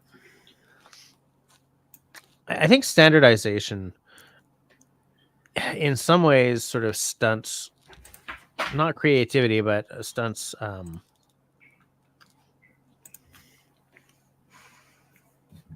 I don't have the word I'm looking for. Innovation in some ways, but in other ways, it makes. I'm coming at this from a consumer point of view, right? Standardization means that I could just buy a damn battery and I don't have to spend a whole bunch of time making sure that I'm buying the right specific model for this specific camera. I know that what that means is that, like, for, iPhone, right? Completely. Wow. That's a proprietary port. I don't want a freaking proprietary port on this. I want USB-C. I know that would probably reduce the waterproofness of the phone or some damn thing, but I want everything to use the same port. And I'm saying USB-C just because that seems to be the one that is the closest to a standard. I want everything to use that damn port. Yeah. I don't want to, How often have you been with a group of people and saying, does anyone have an iPhone or does anyone have an LG? Rather than does anyone have a phone plug? Yeah. And I think camera batteries should be the same because, I mean, you probably have the same problem, Russell, that like you need a lot of batteries. And because batteries aren't standardized across the world, like the battery for this camera is $109 Canadian. The battery. That's if I buy the one that has the Canon brand on it, right? Yep. What? If batteries were standardized, it would be a $50 battery, maybe even a $20 battery. Yep.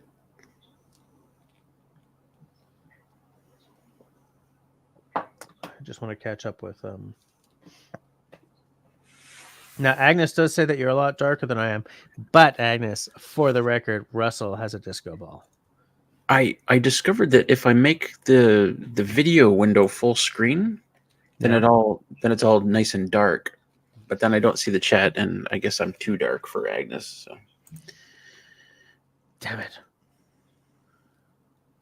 Yep. Yeah. No. I'm not saying that they will do it. They won't. I'm saying that as a consumer, that's what I would like to see.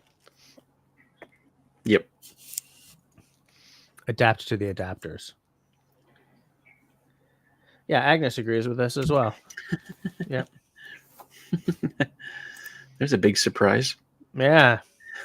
Oh man, I do miss chips. Hey, Longest Quest is here. You miss chips? You can't eat chips? Well, I'm not supposed to eat anything. This is very boring, but some of you know that I had a wicked blood pressure scare last year.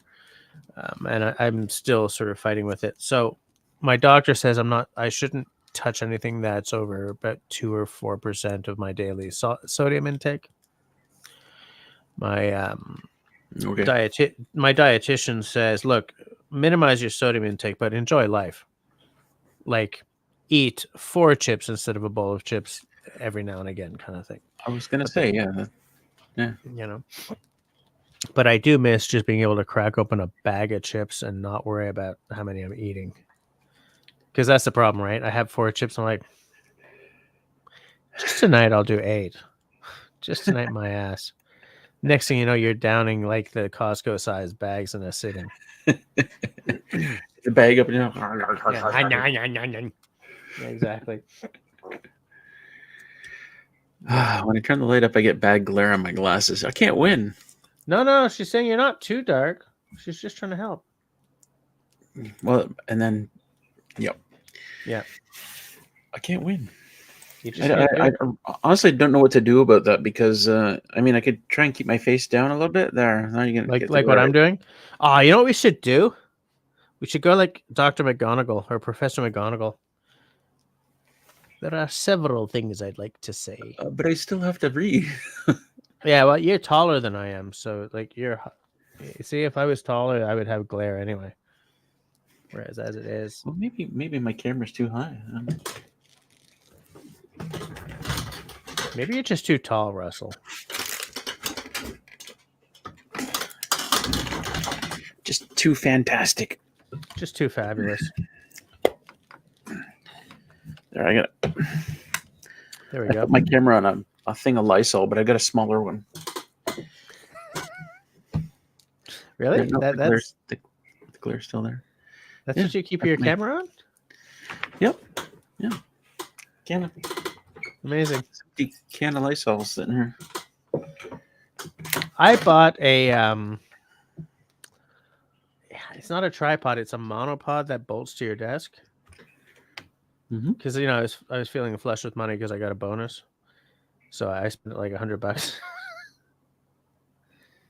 There, actually, it was nice higher up. Yeah, but see, now I'm looking way down. Yeah. Now you're looking too far. I like it here because I put the chat window right beside the camera, so it almost looks like I'm looking at the camera. Right. Yeah. Or I could do that. No, I still get a glare. No, but it's still. Country Boy says everything in moderation, including moderation. I would say especially moderation. But you know, I have to be moderate. Yeah, me too. I'm dying for chips. There are chips upstairs, but I'm not going to do it. I'll go up and eat a handful of carrots later. That sounds fun. A handful of carrots.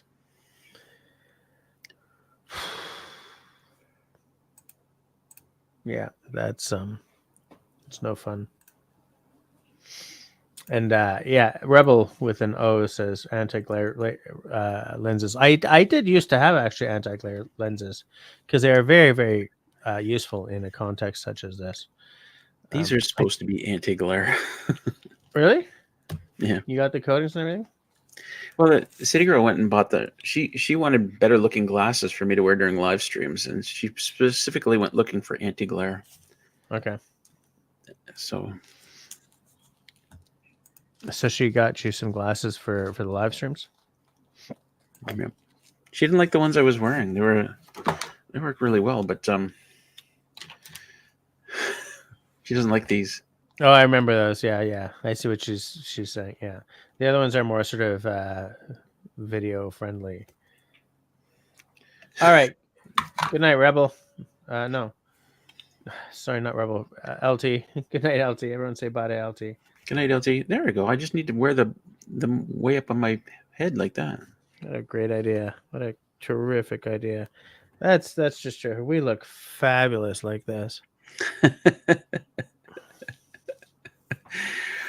Well, I'd like to say that this live stream has taken an odd turn, maybe a bit of a devolvement, but that's the way it usually goes when I get in here, isn't it? It has been known to happen on occasion. I do believe I have bottled down the Aberlour. Bottled down? Bottled down. Finished it. Is that what you call it? Done like dinner. What the hell does done like dinner mean? What? Done like dinner? It's, Shut up. It's finished. Dinner's finished. It's ready. It's ready to be eaten. Oh, I see. Or is it done like dinner, like you've just eaten it? Oh man, I don't know now.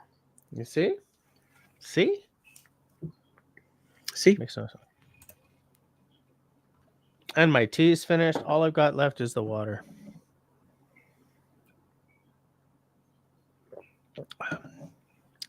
Tea is a good drink. Scotch is a good drink. Tea and scotch are both good drinks. Water is also good.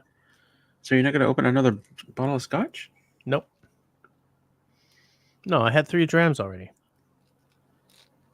But it's not even 11 yet. Only 40%. Yeah, I know. Only 40%, but still. But still.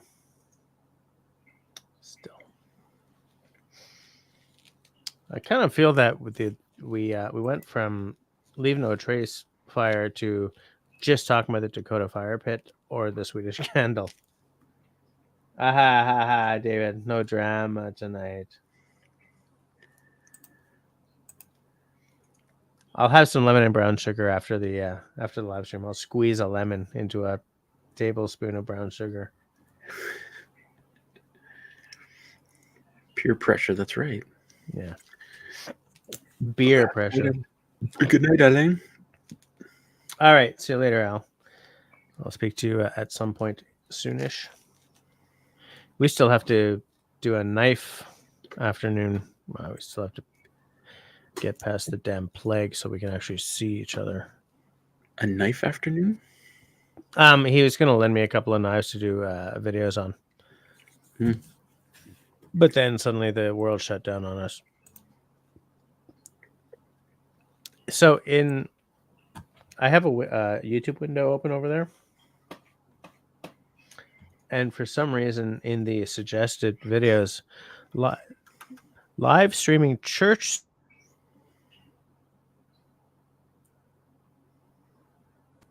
Do I give off like a churchly vibe to you? A little. It's the blanket, right? It's the blanket. Makes me look all nice.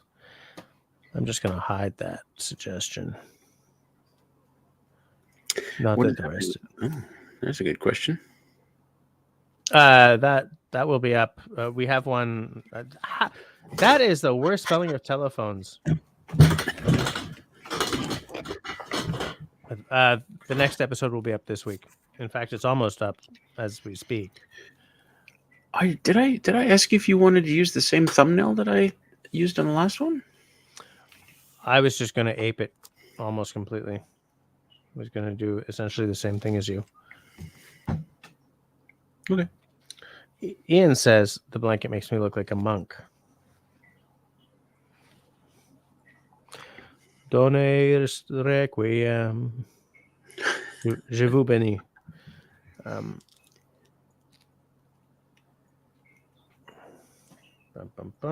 So yes, the narrative telephone is on its way. And we've started episode 3. In fact, City Girl has recorded her portion, and we sent it off. So Ben's number 2 in the list. Yeah. So the next one should be something. Coming up. Yeah. Yes. Just taking a look in a monk. I don't get the monk thing though. Do I look like a monk? No, you got no hair.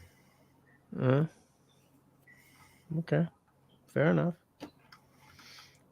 Rebel with an O is saying good night. So everyone say good night to Rebel with an O. Good night, Rebel with an O. Rebel with an O. I wonder what the O means. References to. It looks like a rub. I see. Yeah, but you couldn't have gone like a mage or a cleric or something. You had to go for monk. You know, I could have been like a cool D&D character. Is there such thing as a cool D&D character? Bard, absolutely. By far my favorite. Hey, look who's here. Hey there. Going to try to get home in a horrible ice storm here in the Mitten. Yeah, we have a horrible ice storm going on in Montreal too. In fact, I am shocked that I still have. I was about to completely jinx it. You're shocked that you don't have a lot of snow? You don't have a lot of rain? You're shocked that the weather got worse? Yes, all of those things, and not what I was actually about to say, because I wouldn't want the to suddenly disappear on everyone. I was trying to jinx you. Oh, the internet! You're shocked that the internet didn't go out. I was going to say I'm shocked that the electricity hasn't gone out yet. Oh, but yeah, there's a pretty rough ice storm going on. On my way out the door to get the girls from school and daycare, I almost went down the front steps on my arse. Yeah, don't do that. Don't do that unless you got a camera rolling. Yeah, exactly. I should always have a camera at the bottom of the stairs. Draconians are the best. No, Drac onions are the best. But I'd take my old half-elf monk. That's a challenging character class for sure. Damn those multi-race classes. I haven't played D&D since I was like 15. It's come a long way. Yeah, so I hear the 5th edition and all that. I'm not getting into it. I'm not getting into anything like that. I don't have enough time as it is. I mean, there's just so much Left 4 Dead to play.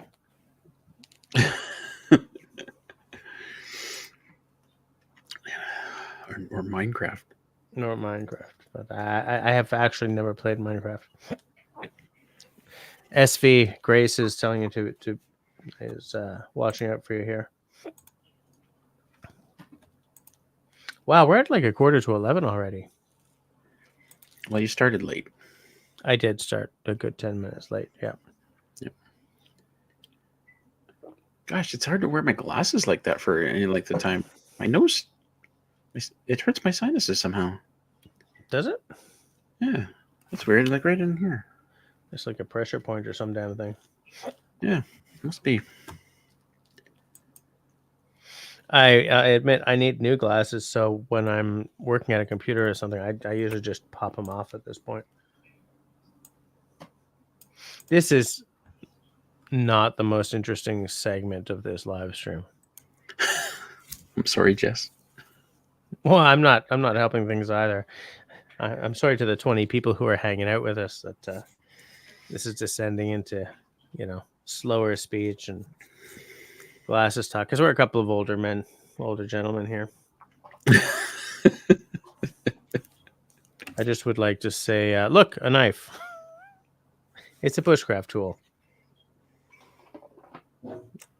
Show and build. An axe, also a bushcraft tool. I'm just bringing it back to the character of the channel. Oh, okay, I get it. You can talk about whatever you want as long as every now and then you show a knife or something. Yeah. A ferro rod. Look at the size of this ferro rod. It's redonkulous. Oh, you got a knife too. Is that your number 1 or your number 4? Yeah, that's my number 4. Yeah. I'm not sure why it's still sitting here. It must be from one of your live streams. Right. Where we descended into knife talk. Yeah. I In the web mode understands. Woo, a knife. My number 4 is in the back. I've really, because everyone here has obviously seen my review, or not my review, my knife making video on it. I definitely have to grind that handle down. Weird. You know what I was going to mention? I want to show you something. Too bad LT went to bed, right? LT went to bed. Show you something with my number 1. Something weird's happening.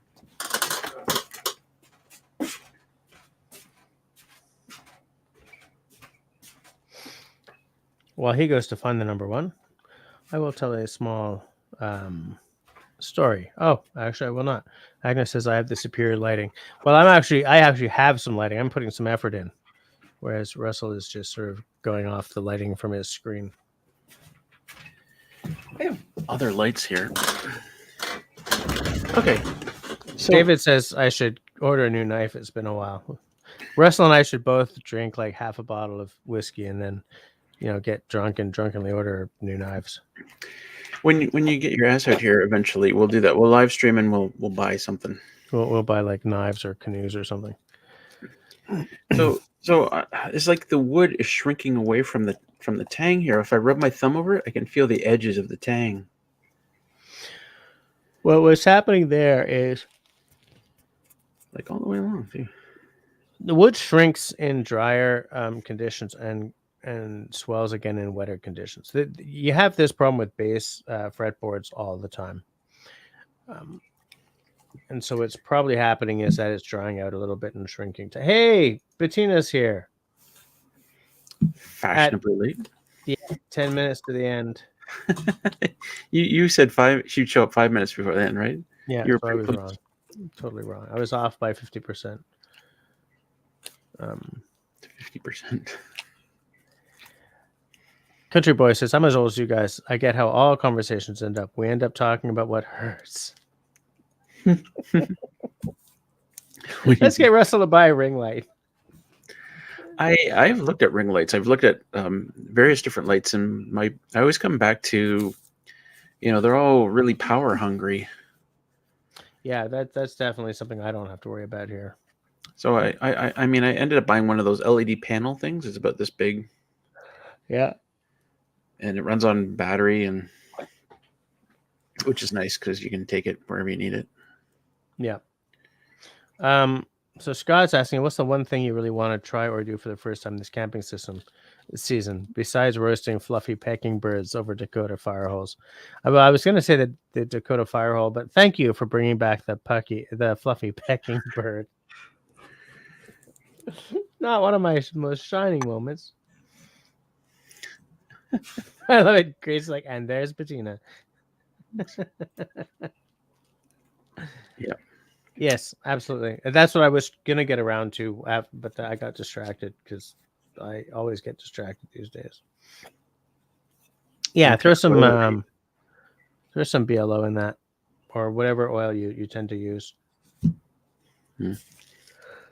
The reason I use, right? Okay, I like to use boiled linseed oil on the handles because it doesn't cure or anything, right? Like tongue oil creates this hard membrane, which is great for spoons, but I don't want a hard a hard sort of shiny membrane on an axe handle.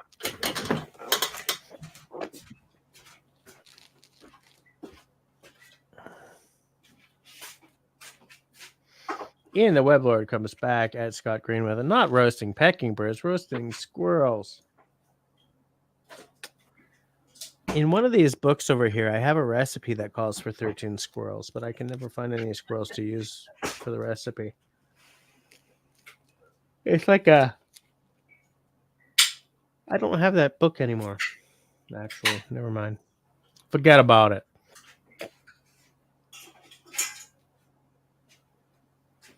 Is Dennis still here? I don't think so. No, Dennis turned in for the night. There it is. Can I show them? There's Dennis. Can I show them the thing you sent me? Oh, he is still here. Yeah, sure. Look at this beautiful spoon that Jess sent me that he made himself. And now I totally want to do it. I want to make a spoon. Did I send you a one in birch or an applewood? Well, you said you said you think it's applewood. Yeah, that looks more like apple than birch to me. You know what? I forgot to ask you. What does the 23 mean? Well, here's the one I made just before that one. It says 22. 22? Yeah, okay. Yeah. That's nice. This is birch. This is a spalted birch.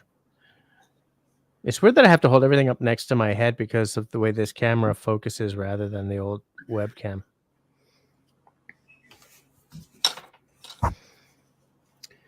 Yeah, I totally want to. Is that like your eating setup? It is now. Yeah. And I like that. I really like how you did this. Anyway, I'm gonna make one. If you ever get your butt out here, I'll send you home with a truckload of wood so that you can make spoons and stuff. Yep. These guys are spooning, says David, because of course he did. Of course. I'm also surprised at how light it is. It's so light. There's no weight to it at all. No way. Well, the thing is about spoons. Yeah, that's fine. The thing about spoons is, like the typical metal spoons that we all eat with. They have a certain weight to them because they're metal. A spoon doesn't have to be heavy. What it needs is it needs to be comfortable here, and it needs to be strong here, which is why in a wooden spoon it comes so low here, so that you can have it fairly narrow here. I noticed that how thick. I like that. Yeah. And it fits well if you're using it like this. Although, why would you use it like this? I don't know. Yeah, it's all about having it not snap right here. The spoons I make are specifically in the Scandinavian style. Like a traditional English style spoon is not the same as this, but Yep, I like it. Yeah, I like it too. I like it. I really like that it's not perfect. Yeah, I don't do perfection. I sand my spoons, which a lot of spoon makers don't do. Why not? But why wouldn't they? Oh, because like big sort of spoon guys, they like the facets because it shows off how sharp you got your knife. I sand them because I've eaten faceted fucking spoons. Demonetized. I've eaten from faceted spoons and I hate the way it feels in the mouth. So I just sand them. My stuff is nice and sharp, but I sand them anyway because it feels better. The mouth feels better. I haven't used it yet, but I'm going to. Yeah. And do I just clean it with regular soap and water? Yeah.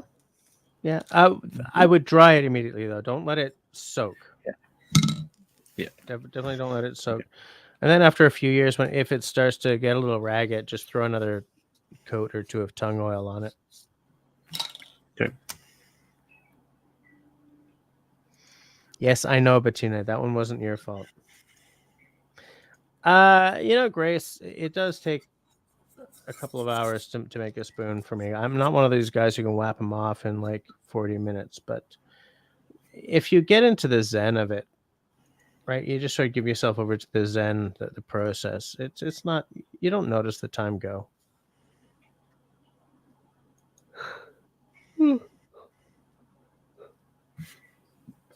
Excuse me. Speaking of time going, we got like another 5 minutes left of this. Yeah, we got another 5 minutes and suddenly we're up to 21 people. Maybe we'll go an extra 10 minutes. You know what that means. Another beer. Yep. I'm unsure what Dennis specifically is saying here, but it's funny, but what it reminds me of is one of the guys I know who does this sort of on a semi-professional basis. His spoons cost amazing amounts of money. Like guys who do this and have big names, their spoons go for like 40 US, 80, $100 for an eating spoon. Sorry,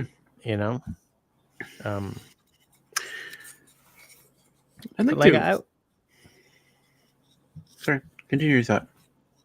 I was just going to say that, like, it must be nice to have that kind of name where you can command that kind of money, but I would not want my bill paying ability to be wrapped up in my ability to churn out spoon after spoon, which is why I stopped selling them. I'd like to make some and then like somehow like burn in raspberry rock on the handle or maybe the underside. Yeah, sure. Sell them or give them away as prizes or whatever. Yeah, totally doable. I just use a very simple wood burning implement to put the numbers on the back. Was that burned in? Yeah. Hmm. Yeah. Okay. It's, one of those, like, what do they call it? Scrimshaw? No, scrimshaw is carving into antler or something, but it's just a wood burning pen kind of thing that I bought. Yeah. Sounds like a good side hustle if you have the time. Yeah, I think that if you had a choice between, I get it. if you had a choice between like working at McDonald's or making spoons, yeah, I'd probably give spoon making a shot. Yeah, absolutely. Yeah. But I don't hustle very well, right? Yeah, I don't hustle. Like, for instance, I mentioned my memberships at the beginning of this episode, and then didn't bring it up again. I don't hustle well. How many members do you have? I lost a bunch when I stopped the. Well, it's not like I ever even had a dozen. I think I had a half dozen Patreon subscribers, and I think I have 2 members at this point. But I mean, I've just started the members, and I never mention them, right? I was only your second member. Damn it! Yeah. I wanted to be the first. I don't know. I'm kind of the same way. Like I mention memberships during my live streams, but I never mention them during like my regular videos. Yeah. I feel kind of stupid. Right. Or merchandise. I think I mentioned the calendar, but I mean, when I mention something like a calendar, it's not so much that I want to make money, because you really don't make a lot of money unless you're selling a lot of them. It's mostly because, there are people that actually want that sort of thing. And, Yeah. here it is. The calendar actually turned out real well. Yeah. I have to work out how I'm going to organize the taxes and stuff. Like, I'm afraid to do, like, I closed down my t-shirts and stuff because I was just tired of dealing with the accounting,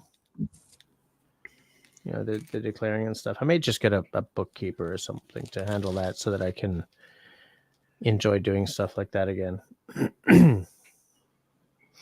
David is asking where the link to my membership is. If you look right below the screen, I've got like only 22 thumbs ups. Actually, that's pretty good. That's pretty good because there's 20 people watching, 19 people watching. So right underneath the thumbs up and the dislike and the share and the save, there's a join button. Am I not seeing this properly? Because I'm looking at there's an option to look at your stuff as a non-owner. David Evans found it. Thank you for joining. Oh, I hope that it will be worth your while. Oh, nice. Thanks, guys. What is that? But, I've never been good at hustling, which is weird because I spent 25 years as a freelancer in publishing. So you've got to hustle because publishing ain't where it used to be. But I relied a lot on word of mouth. I did good work and people knew it and they passed my name around. And so I had a lot of contracts. But I find that like some people get off on the hustle, right? They get a rush.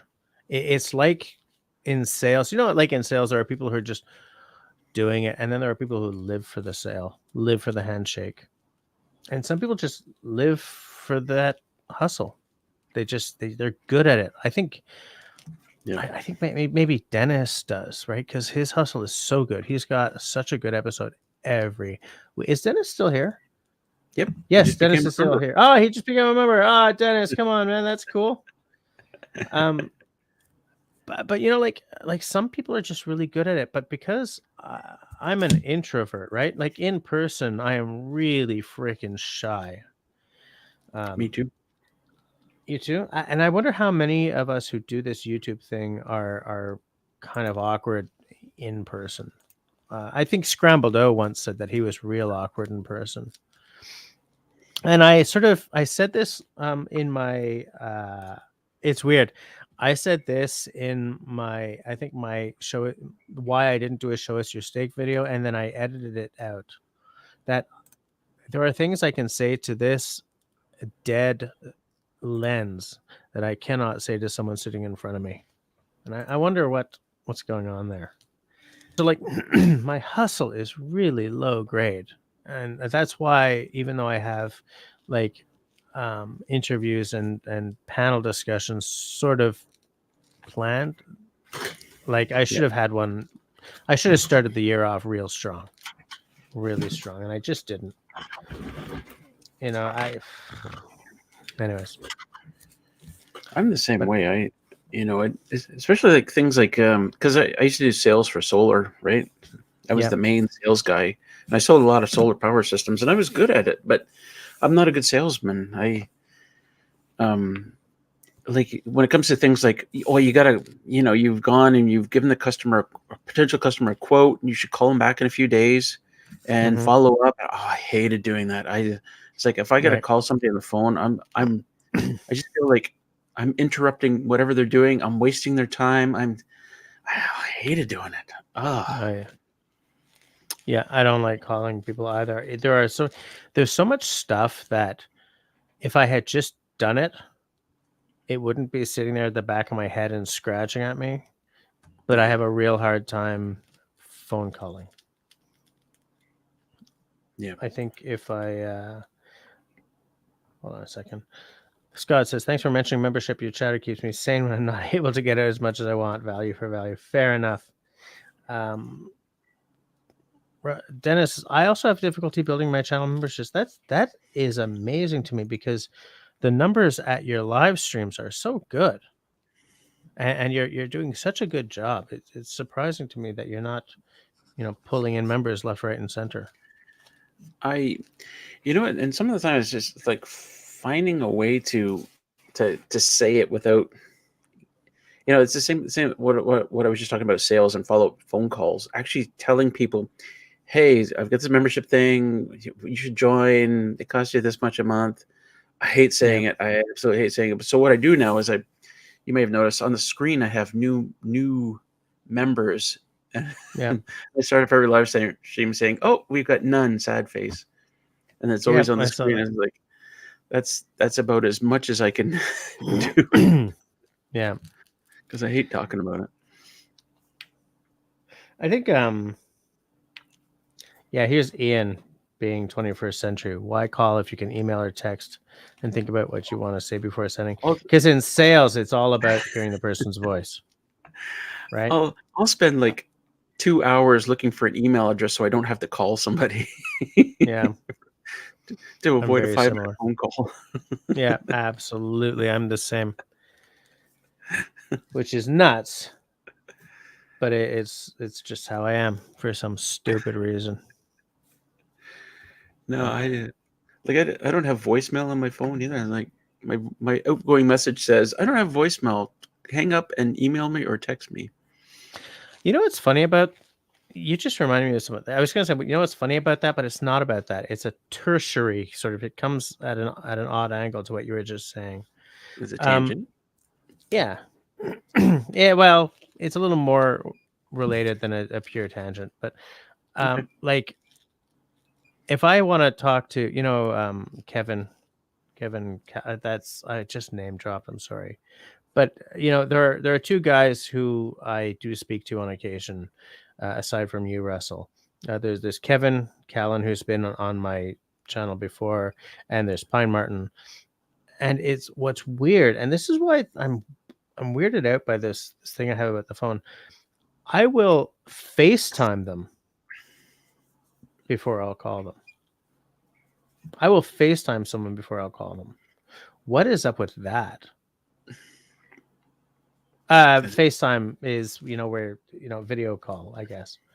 Sorry, Russell, I just realized you don't have an iPhone. I don't know what they call it in Android, but where you video call someone. I know what you mean. Yeah. You're sitting there, you're looking at them and talking to them. Yeah. And so why is that easier than a phone call? Right? Don't know. Carol, there's a you missed it. How do you remember? Under the screen, there's a join button under the screen. under the video screen Oh, I in linked it the above. what?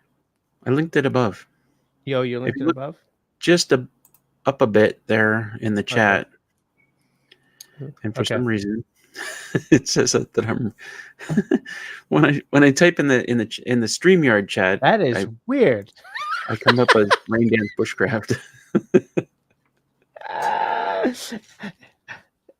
So has that ever happened on Dennis's live stream too? Because you're an admin on his stuff too, right? No, I'm a co-host on his. I don't know. I don't. Because I think that I set you up exactly the same way as Dennis did, didn't I? No. I'm a co-host on his. I'm an admin on yours. And by the way, did you get an email? I set you up as an admin on my Booksfest channel. I don't know. I haven't been checking my email for the past couple of weeks because it gives me anxiety. Let me check. Doesn't matter. Doesn't matter. Oh, there's a sale on at Kensington Wine Market. I should be checking these emails more often. Damn. Okay, but I'll check that one later when I have time. Did I miss the sale? There's so many whiskeys I should not buy.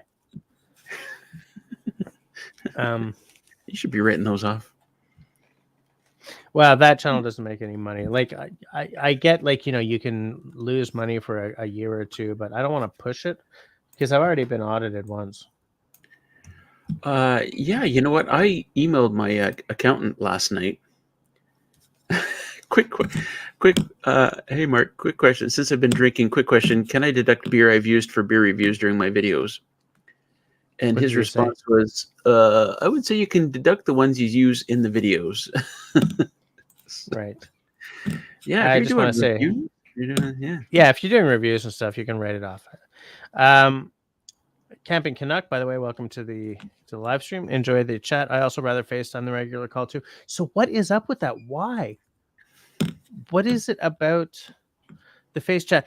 The thing is, like, the phone call, there's always been something really kind of intimate about it because there's someone's voice right in your ear, whereas that's not quite the same with the video chat.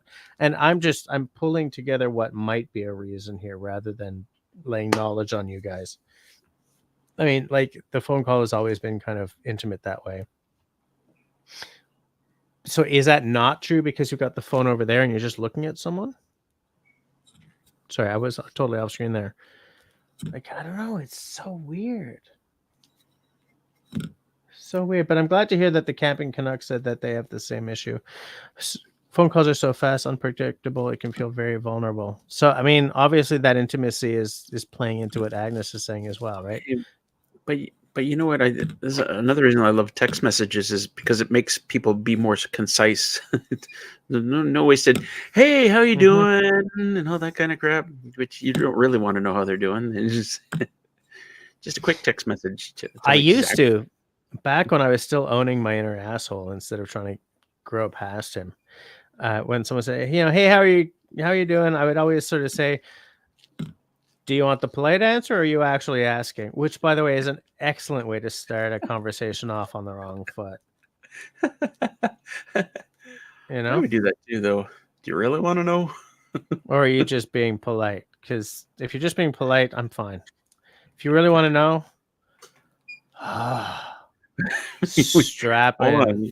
Let me get out my list. Yeah, let me tell you how I'm doing. Hold on, this is oops. Oh, sorry. We both clicked on the same damn thing. Oh, did we? Oh, I see. Yeah, it's like that YouTube channel John Drinks Water. I could do that. Every time I drink a beer, I'll video it and put it online.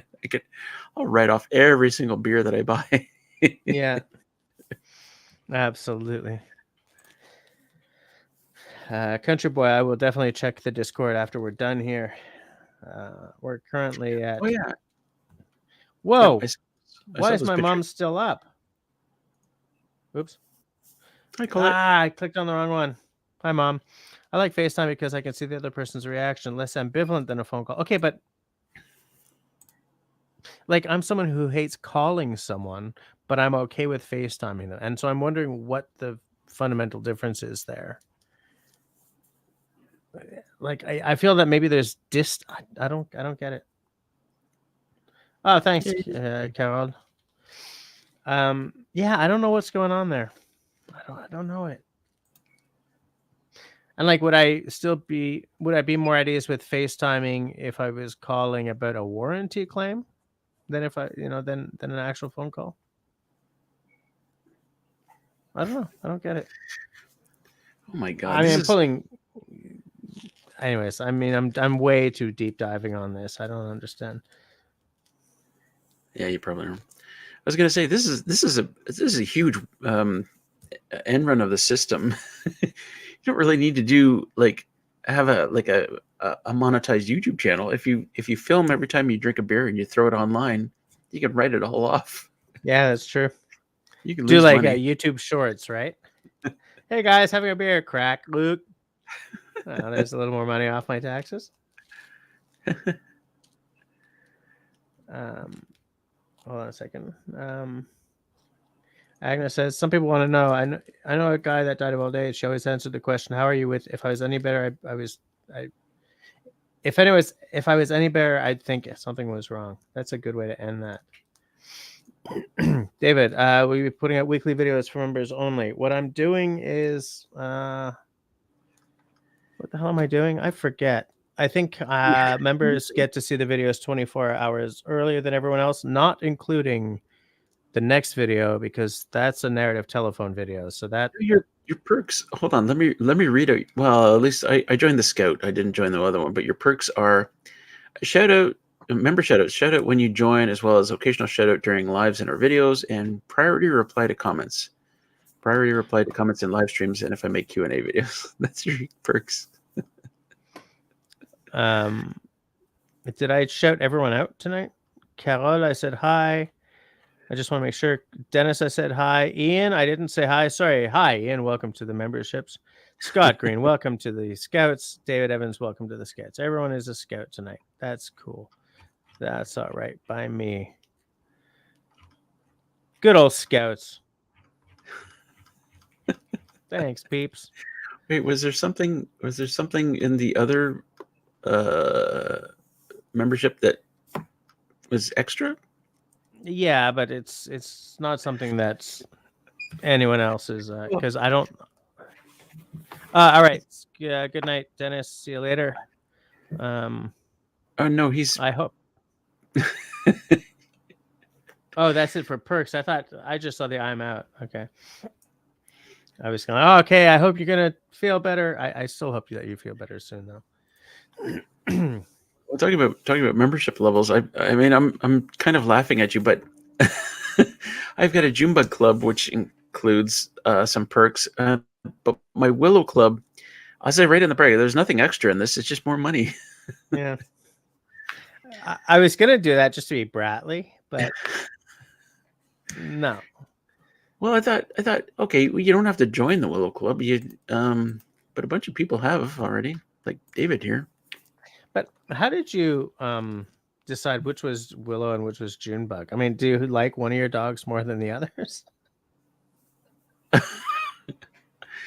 No, I don't remember my original thinking. I was like, okay, what are we going to call these membership levels? I thought, okay, well, we'll start with Junebug, and then at some point, if I figure out other perks, then maybe we'll have a Willow Club as well. Okay. Fair enough. I don't know. I love it. When I set up my Patreon subscribers, I had 3 tiers, and I agonized over the names. It was like Scout and something, and then something. I used the lower 2 when I set up the memberships instead of the Patreon, but I was like, it's got to be something bushcrafty and foresty. It's got to be, and I had like these banner images because Patreon really, I mean, the design is really sweet, and it's like nobody's gonna care about that stuff, right? You know what I'm saying? Like nobody's gonna care about the name of the membership level. You could say level 1, level 2, level 3. You know. Well, I would disagree on that, actually. Oh, you do? I do. think Junebug and I Willow want to Club hear. way better than level 1, level 2. No, but what I mean is, like, maybe I was overthinking it. Dennis says, I send my members a membership decal and other offers for different levels. I should too. I should do that. I should as well. I need to be able to afford the decals. When I can afford the decals, Dennis, you're the one I'm calling though, because I like the quality of your decals.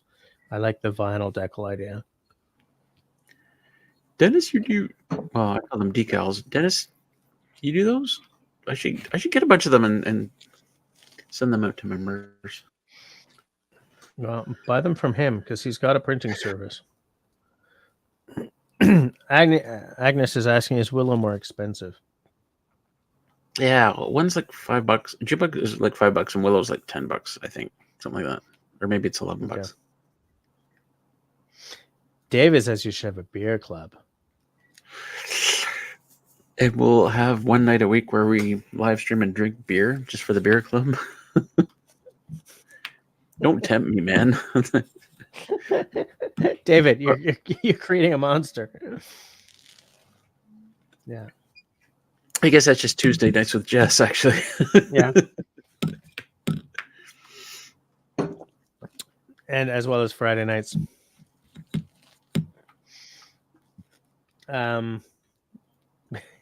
Yeah, you should wrestle. I can't even find out the. Oh, there's Mom. There's Mom. Thanks for joining the Scouts, Mom. You know what's weird? I'm gonna show that, Agnes, but it's a little rude, but it's funny. What's funny is YouTube shows, someone joined welcome to the Scouts or welcome to whatever the other, but in StreamYard it just says new member. That's a good point. Funny, huh? Here's a question for you though. Can I Dennis wants to know if he can be the first guest on the beer club.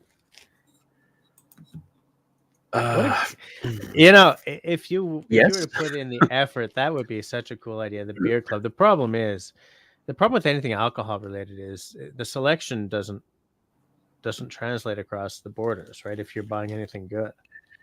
Yeah, like all those craft beers. If you're in Ontario, great, but no. Well, the thing is that they're not the same across. Like there's a lot of cool stuff in Ontario. There's a lot of cool stuff in Alberta. There's a lot of cool stuff in here, but you can't necessarily buy it across. I'm glad to know that you got home safe, SV, because if it's the same down there as it is up here, terrifying. Way to go, Jim. Check it out. Check what David just said. You should call it the Lyman Lager Club. Oh. You've got to make this happen in some way. You got to flesh this out a little bit more. What exactly is the perk? A members only live stream.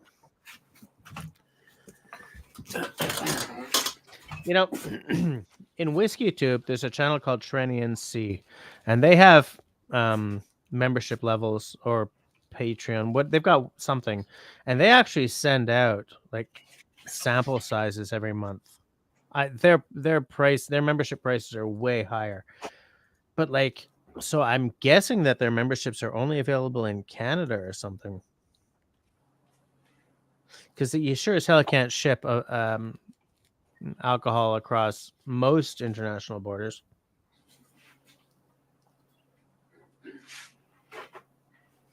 Yeah, now even Grace is saying, Russell, come on, you got to have a beer membership. And limes get named and sponsored.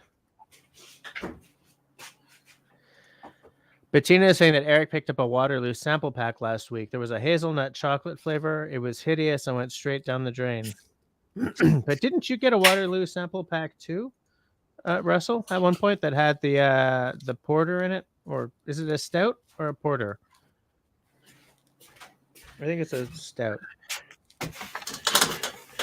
The Waterloo pack, wonderful. And yeah, it was oh yeah, Bettina, yeah, that's the one. I haven't seen that in the beer store in months now. And wait, it was hideous? Weird, right? Oh, gosh, I liked all of them. Mm. Oh, well. David is really watching out for you. I was thinking all the beer drank during the Lime and Lager Club becomes a business expense. You need to find some way to come up with a Lime and Lager Club, even if it's like a $1 or $2 a month thing, and all you really offer them is a live stream where everyone drinks their favorite beer.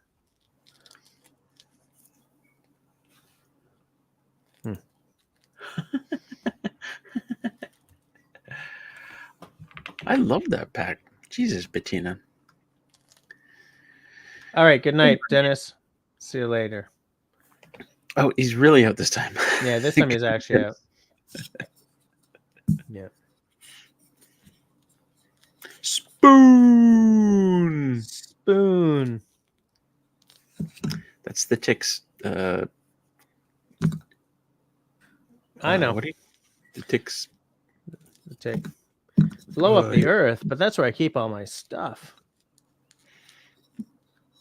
That was a tick quote. Just saying. Oh, sorry.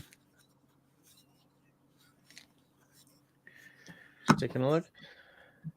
We're coming in on 11:30. We're going to go to 11. Start again. We're going to go to. Okay. All right. We're going to go to 11:50. Yeah, I finished it for you.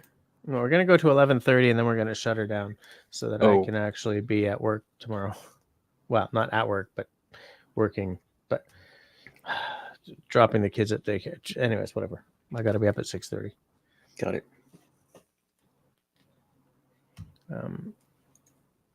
Agnes says everything goes good with lime.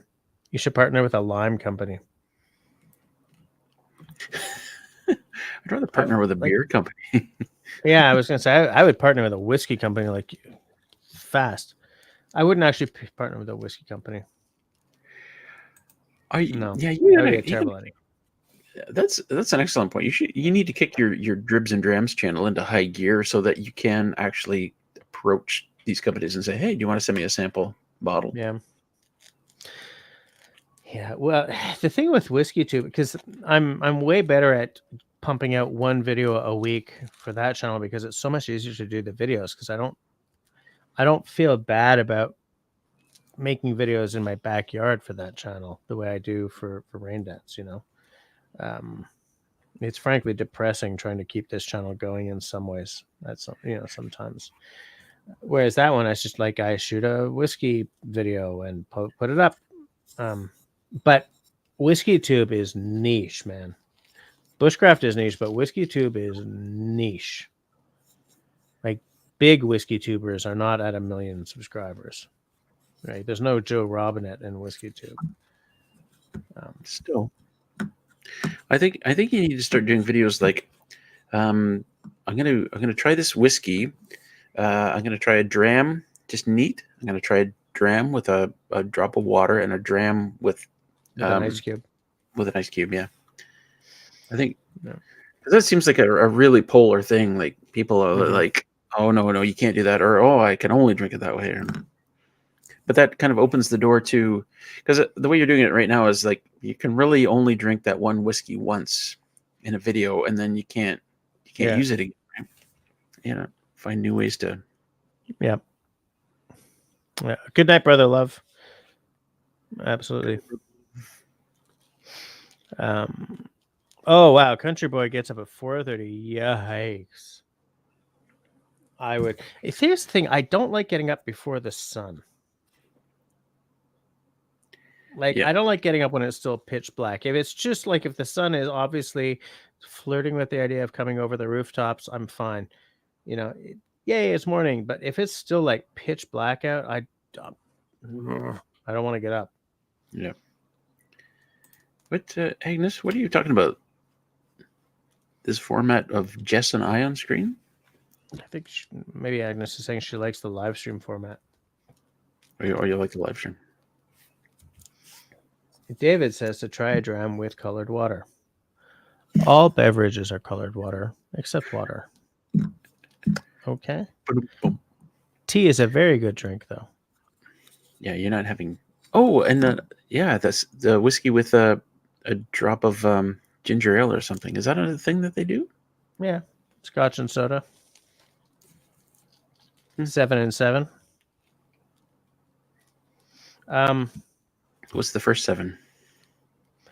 Oh, there's a Seagram's 7 and 7 Up. Okay. Garbage whiskey and a garbage pop. Uh-huh. Oh, I see. She likes the free format, not a whiskey only channel. Yeah, no, this is my whiskey channel is my other channel. My Dribs and Drabs channel. Dribs and drabs? Is that what you said? No, it's Dribs and Drams. I thought you said drabs.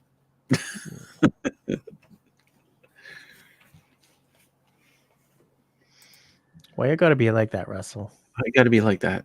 I gotta be like that, Jess. Why you gotta I gotta be like that, Jess. Gotta be hating. Why you gotta be hating? Gotta be like that, Jess. Gotta be like that.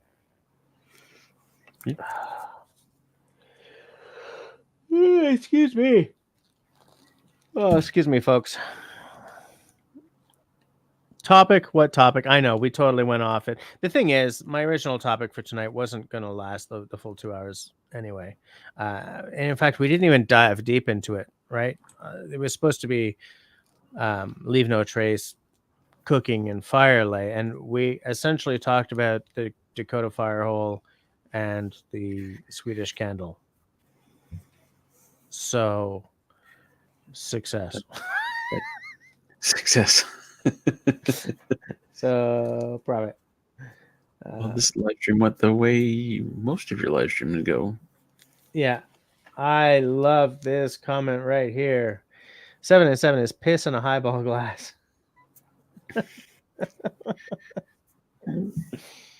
Agnes says that her cat and her man love to come alive when the sun comes up. Yeah, when the sun is coming up, I'm fine. I'm like, okay, I can jump out of bed, singing about the red robin goes hop, hop, hopping along and all that.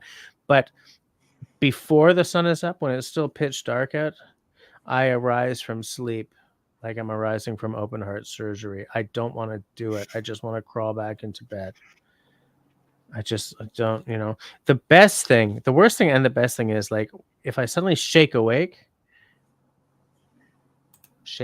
does that make sense? If I suddenly like wake up and I look at my clock and see I've got another hour to sleep, closing my eyes and crawling back under the covers is the best feeling in the world.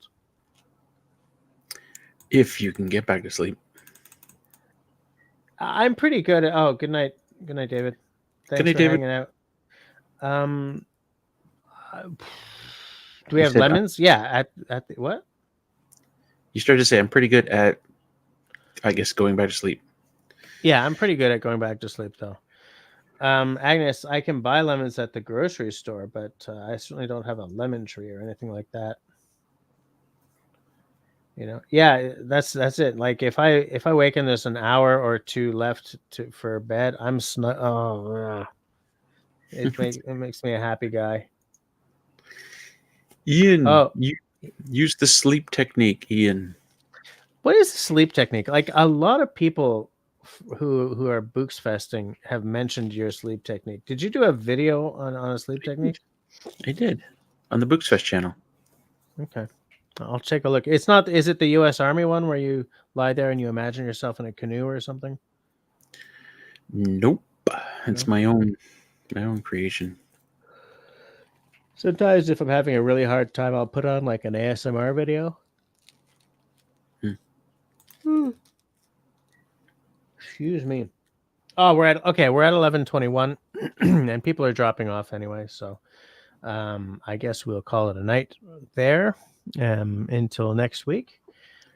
So thanks to all of you who've hung out to the bitter end. Thanks to all the new members tonight. You guys are awesome. All the members, you guys are fantabulous. Between now and next week, everybody, please be. Oh man, Russell, I don't remember how it goes anymore because of you. Between now and next week, everybody, please stay safe, stay healthy, stay sane, and be kind to one another. Good night, everyone. Peace soup.